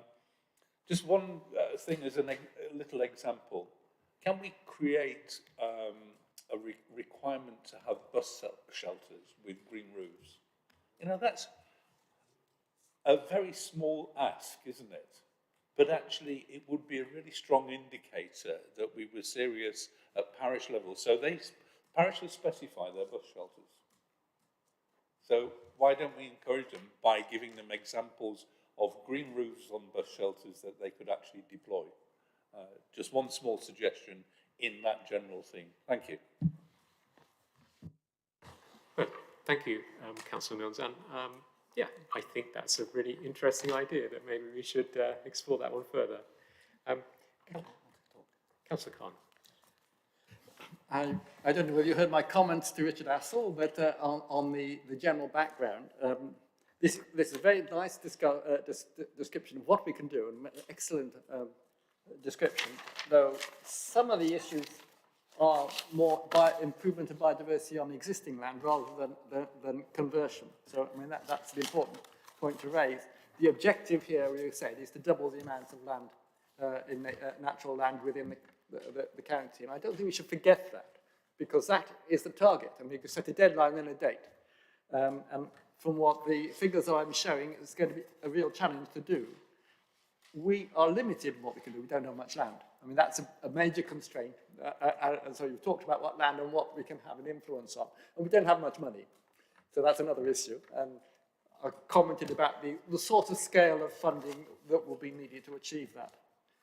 The ideal solution is always to have it in land, in ownership of a body whose motivation is to improve nature. I mean, the farmers change, ownership, politics change. For instance, the idea of counteracting CO2 emissions by planting trees has recently become under criticism to saying, well, is this really, the figures don't add up, is it really achieving it? In fact, it's perhaps more efficient to create wetlands, which create trap a lot more carbon over the years. And improving soils is another area. So these moves change, and government support changes. I mean, I've been involved, I worked for 20 years in a local authority as an ecologist. I've been interested in this for 50 years. I've seen policies change over the years. They change according to government, the mood of the day. And so the safest, securest way to ensure that you carry through over a long term, and nature is a long-term activity. You know, you're talking about 100 years to build up a nice habitat. Shorter perhaps for wetlands, but if you're talking about woodland, you're talking about 100 years. So you need stability, and the most secure way of that is ownership. So that's the number one. So we do have to consider that. And I think we do need to comment about the scale of the problem in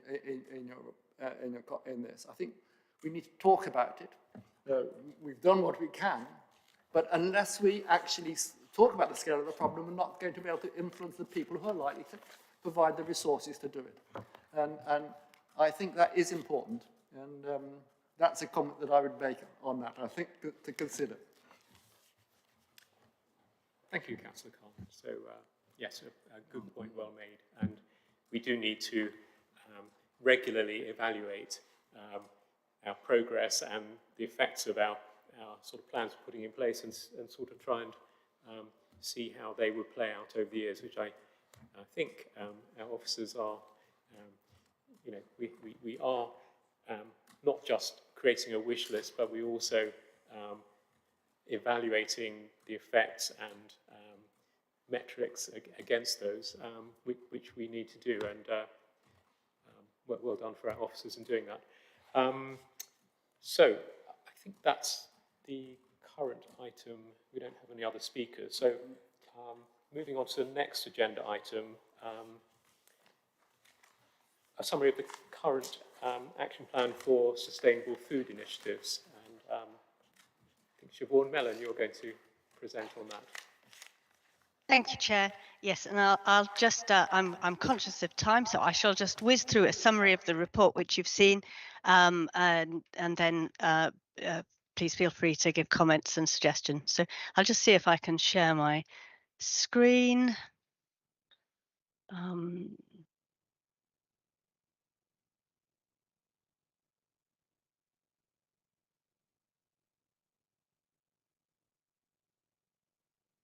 Just bear with me a moment. I think that's not quite the screen we want to be sharing.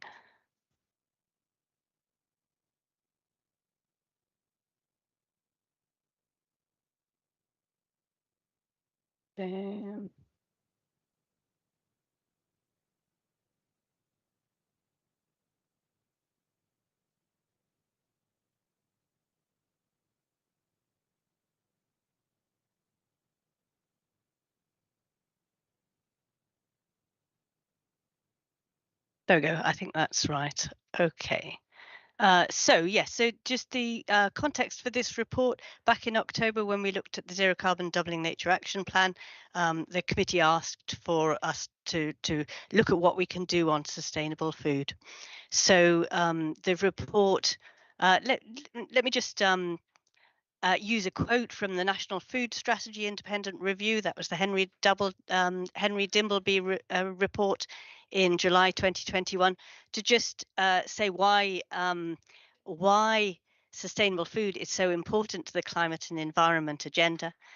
So the quote is: "The global food system is the single biggest contributor to biodiversity loss, deforestation, drought, freshwater pollution, and the collapse of aquatic wildlife.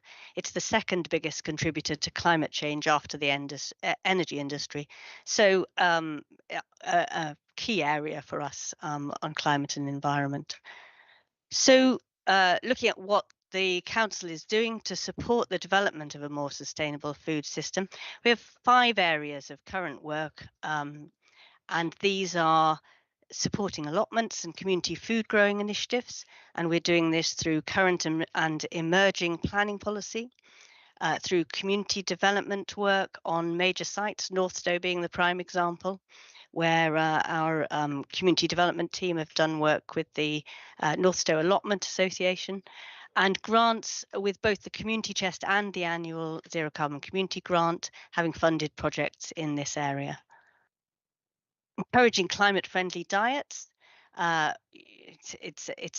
be a sensitive area, so we're aware of that. But the key messages are kind of reducing waste and more plant-based diets.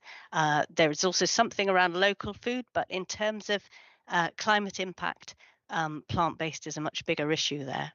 And so we are able to do communication campaigns on that with social media.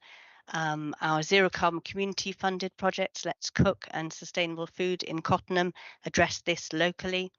And in our catering at council events, we can encourage this through the options we provide. Improving recycling rates for food waste. So some food waste is absolutely inevitable. And so our waste policy team are encouraging home composting, and we have the separate food waste collections.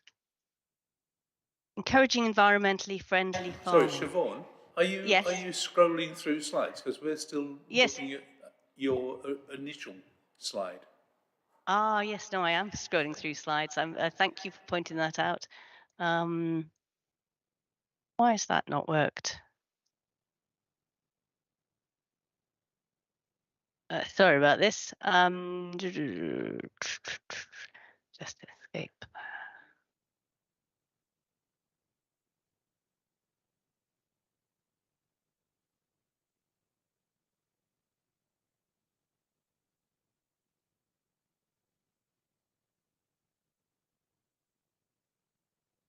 I think I'm going to leave you with this slide, which I think you've got. You're not seeing it quite as you should be, but I think that will probably. It's the slides have basically got the words, so I think yeah. So yes, thank you for pointing that out. I had thought that you were also seeing what I was seeing. So the environmentally friendly farming. And here we have the so environmentally friendly farming. It's an area where there are massive opportunities, with farming undergoing huge changes as the new environmental land management schemes brought in to replace the CAP payments. And the key question here is, what role can the council best play?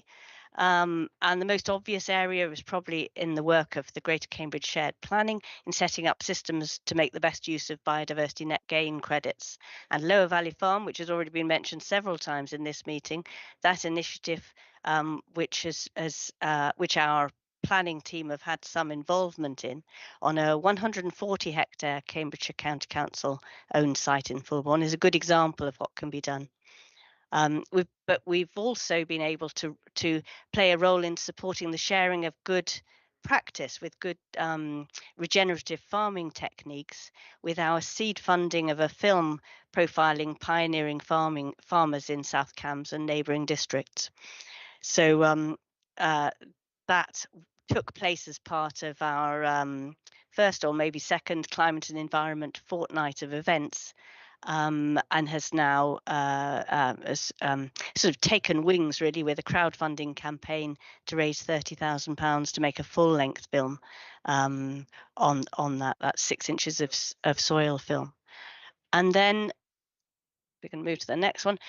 The supporting a local food economy work, and we have there's sort of two aspects in which we are working on this. There is the work of the business development and business support and economic development team, supporting the setting up of community markets, and they have provided a toolkit and directories of traders.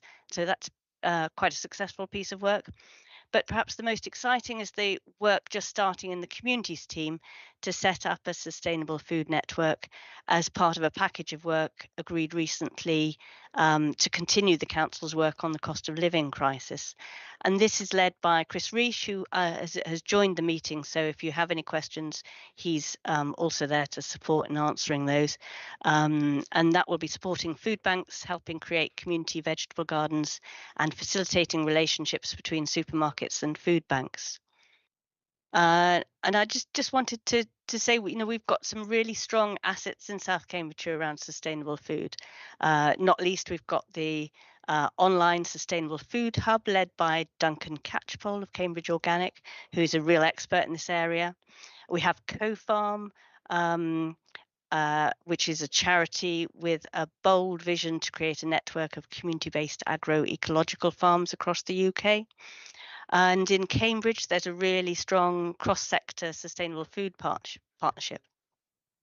And this is part of a national sustainable food places network, which supports that kind of partnerships and encourages them to go further with an accreditation scheme. Cambridge is going for gold on this, and working towards that kind of thing for South Cambridgeshire is one of the things that it may be possible to do through the sustainable food network work that Chris is leading on as part of our cost of living work.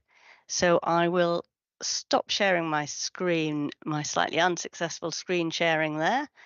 And if you have any questions, very pleased to take those. Thank you, Chair. Yes. Councillor Bhattacharya. Hi, thanks Ewan for your presentation. I will point it out a couple of points here. And one of the points is actually missing in among the five categories. If you see the vegetables and fruits in around the superstores, you will see the food are the sources of the food. They are coming from all over the world, the globe.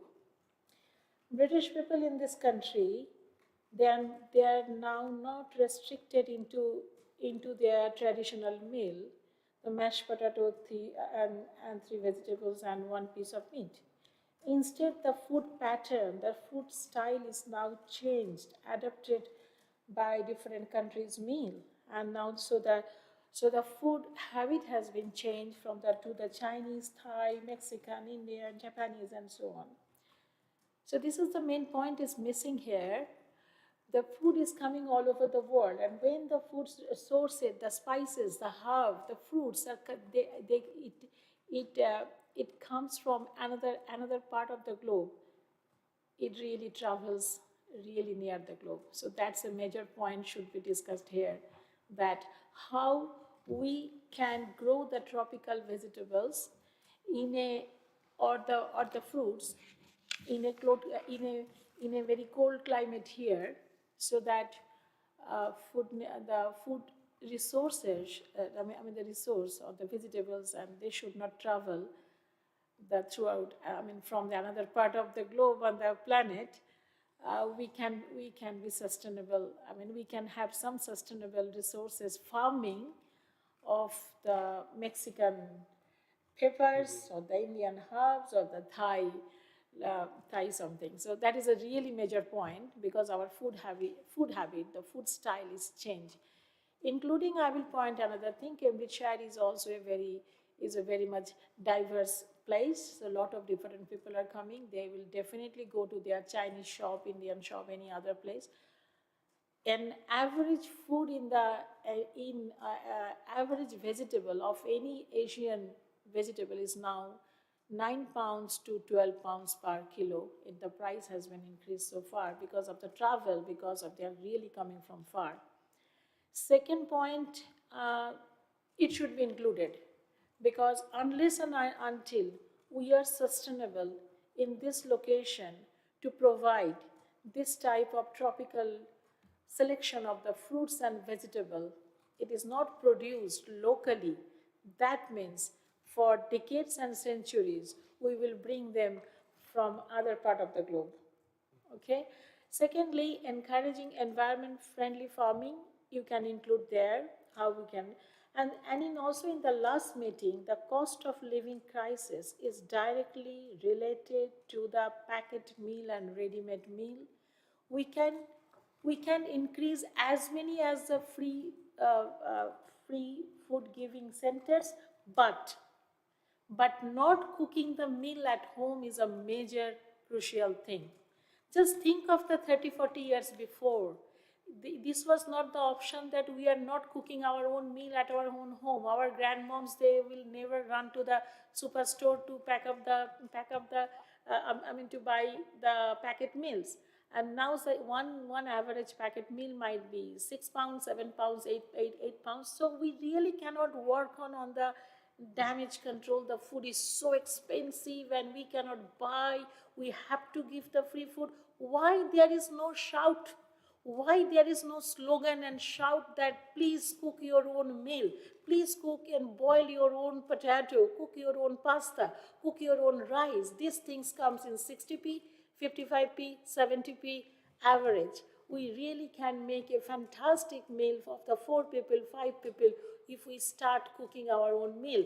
So I will again emphasize on this part that we have to make this culture shift.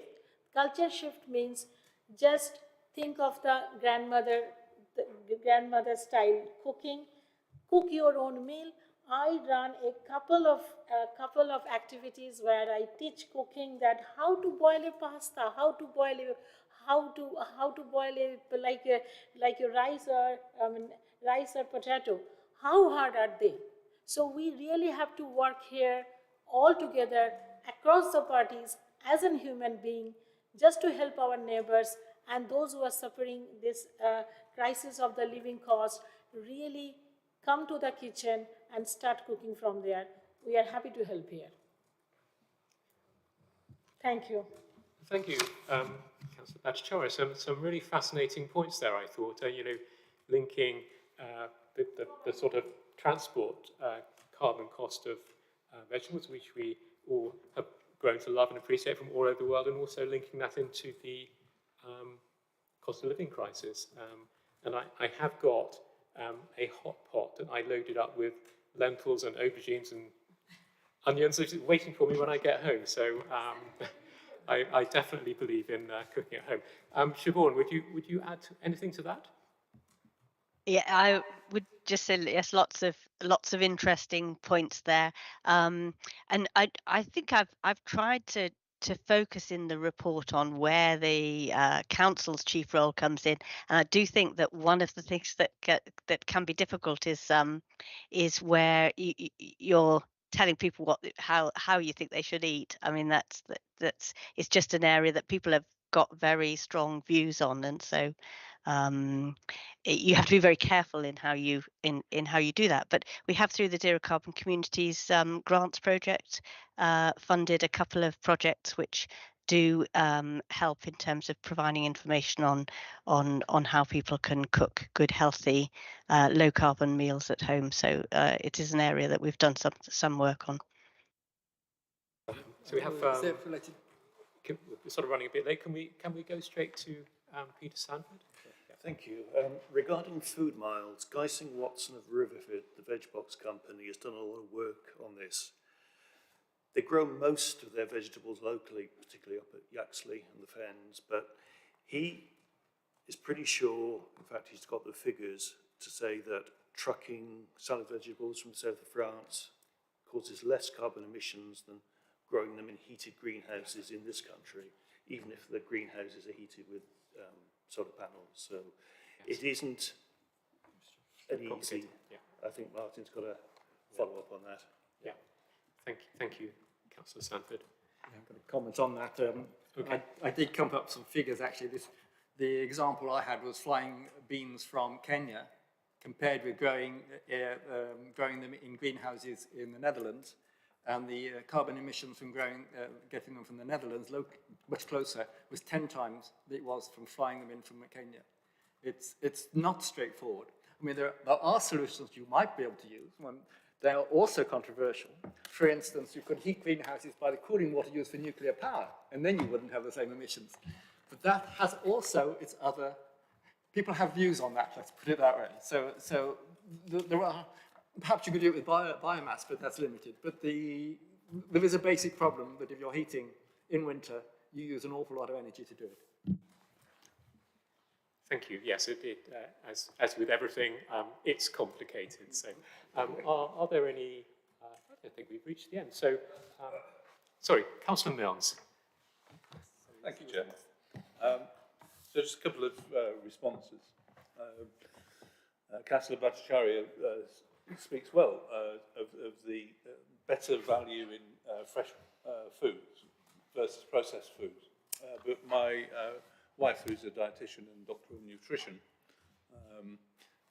points out that processed foods are frequently cheaper than fresh produce. In fact, I'm just referencing the BBC, who says it can be 3 times more expensive for than processed food, for fresh food. Mm-hmm. So that's a dilemma that we should recognise in this. But absolutely, air miles of food is an issue, isn't it? And you know, we're moved away from seasonal fruit and vegetables to having strawberries all year round. And that's not good for the environment. And then just one last point, you'll be pleased to know, was my request. I think Siobhan may have remembered, I would like us to investigate gleaning. The supermarkets, when they contract to supply the farmers, often need a contingency. So the farmers could grow 120% of the produce that they need, and if it comes in on schedule, the yield is as they expected, 20% of their produce is surplus to requirements. They haven't got a market for that. So quite often that food gets ploughed back into the land.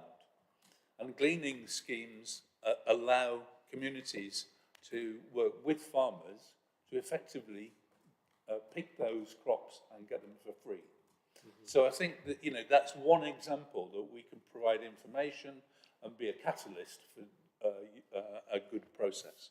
Thank you. Okay. Thank you. And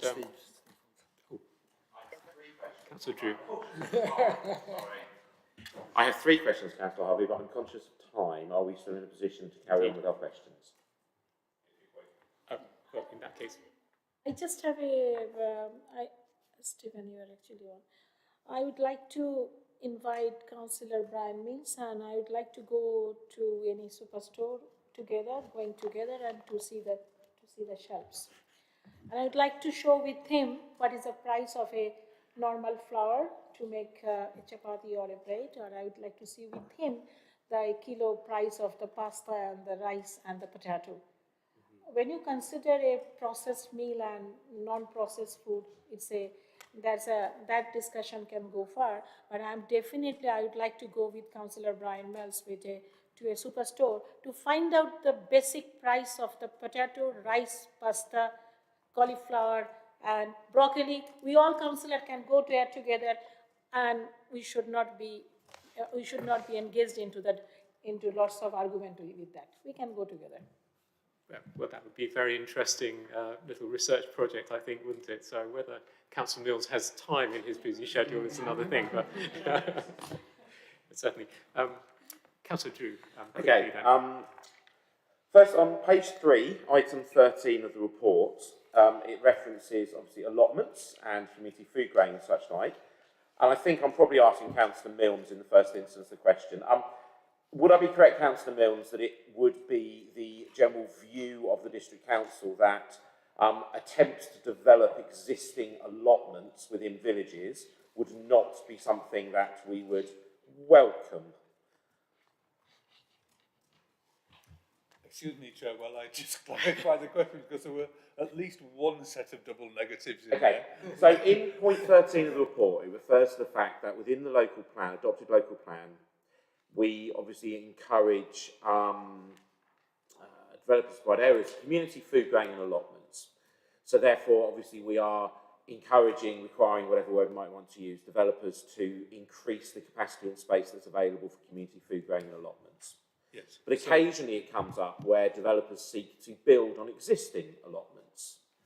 So would I be correct in saying that that would be something that, as a district council, we would seek to discourage? So, yes, is a simple answer to that. We would encourage more allotments wherever possible. Clearly, land is at a premium, and therefore that's not necessarily consistent with developers'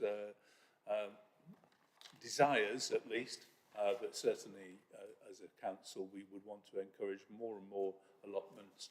And indeed they have become, and particularly since the pandemic, they've become much more popular. And we've got examples of new substantial allotments in our area being immediately taken up and filled. So that's something we would certainly look to encourage. That's great, thank you. Hence my use of the word discourage, was trying to recognise the fact. And I noted on the screen behind you the officers who I can see nodding in a sense of, yes, that's a positive thought. So most definitely. And my second question is point 18 on page 4, which refers to local food markets and such like. This may be for Councillor Milnes, it may be for one of the officers relevant. It's more sort of a business question related to the Climate Committee. It says in here about encouraging market and smallholder directories and such like.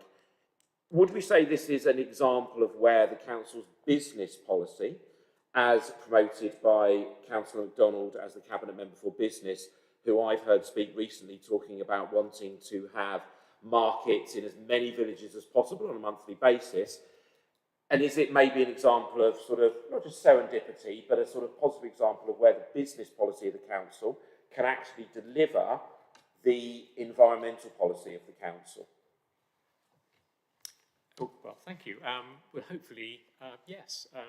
And I think that's that proposal, whoever I've talked to, especially in some of my villages in Balsham Ward, which are really verging on the unsustainable because they have no local shop. I mean, this would be transformational, but it will also be underpinning all the other good things we've talked about. So yes.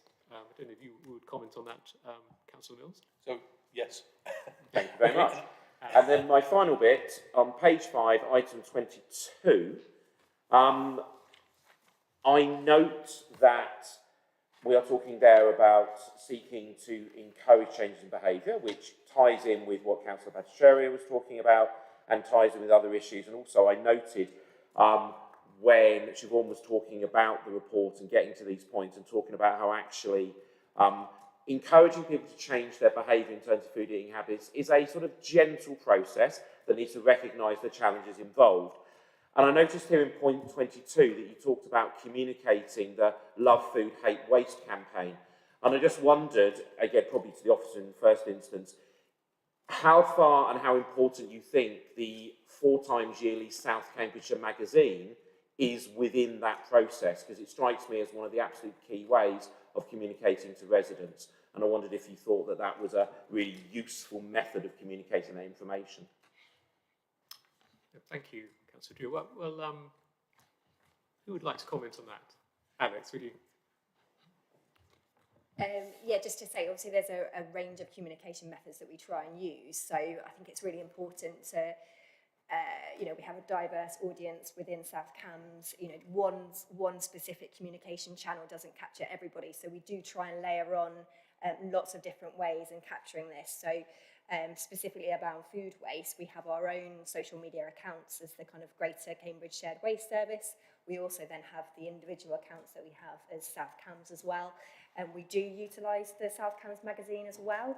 And we also do direct, you know, mailing out as well. So I would say we try and layer on lots and lots of different ways of communicating because, you know, climate change, behavioural change needs this kind of nudging all the time and social norming of a lot of these kind of behaviours and activities.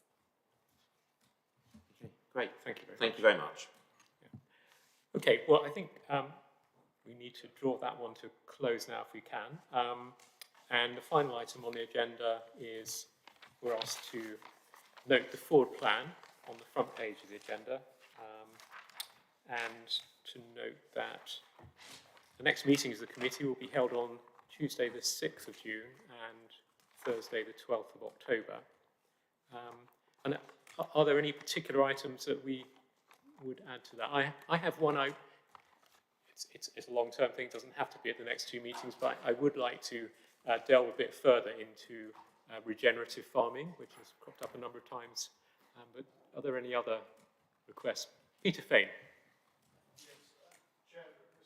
Stevens, I do think it's very important we look at innovative... Microphone. Oh, I'm sorry. I do think it's very important we look at innovative types of farming because we face a very real challenge in terms of food security, particularly if we're going to take land out for biodiversity, as we discussed. And we have coming into South Cambridgeshire a new vertical farm, and I think we have to consider this as possibly a way of meeting some of the challenges we face. Yes. And I think at some point, maybe not at the next meeting, it would benefit the committee to just look at the implications of that new type of farming. Yes, I agree. So, Siobhan, would that be a sort of medium-term objective to create some agenda item around we might call progressive farming in general? Yes, we can look into that. Yes, and discuss offline exactly how that'll be. Yeah. Okay, thank you very much. And with that then, well, exactly 4:15.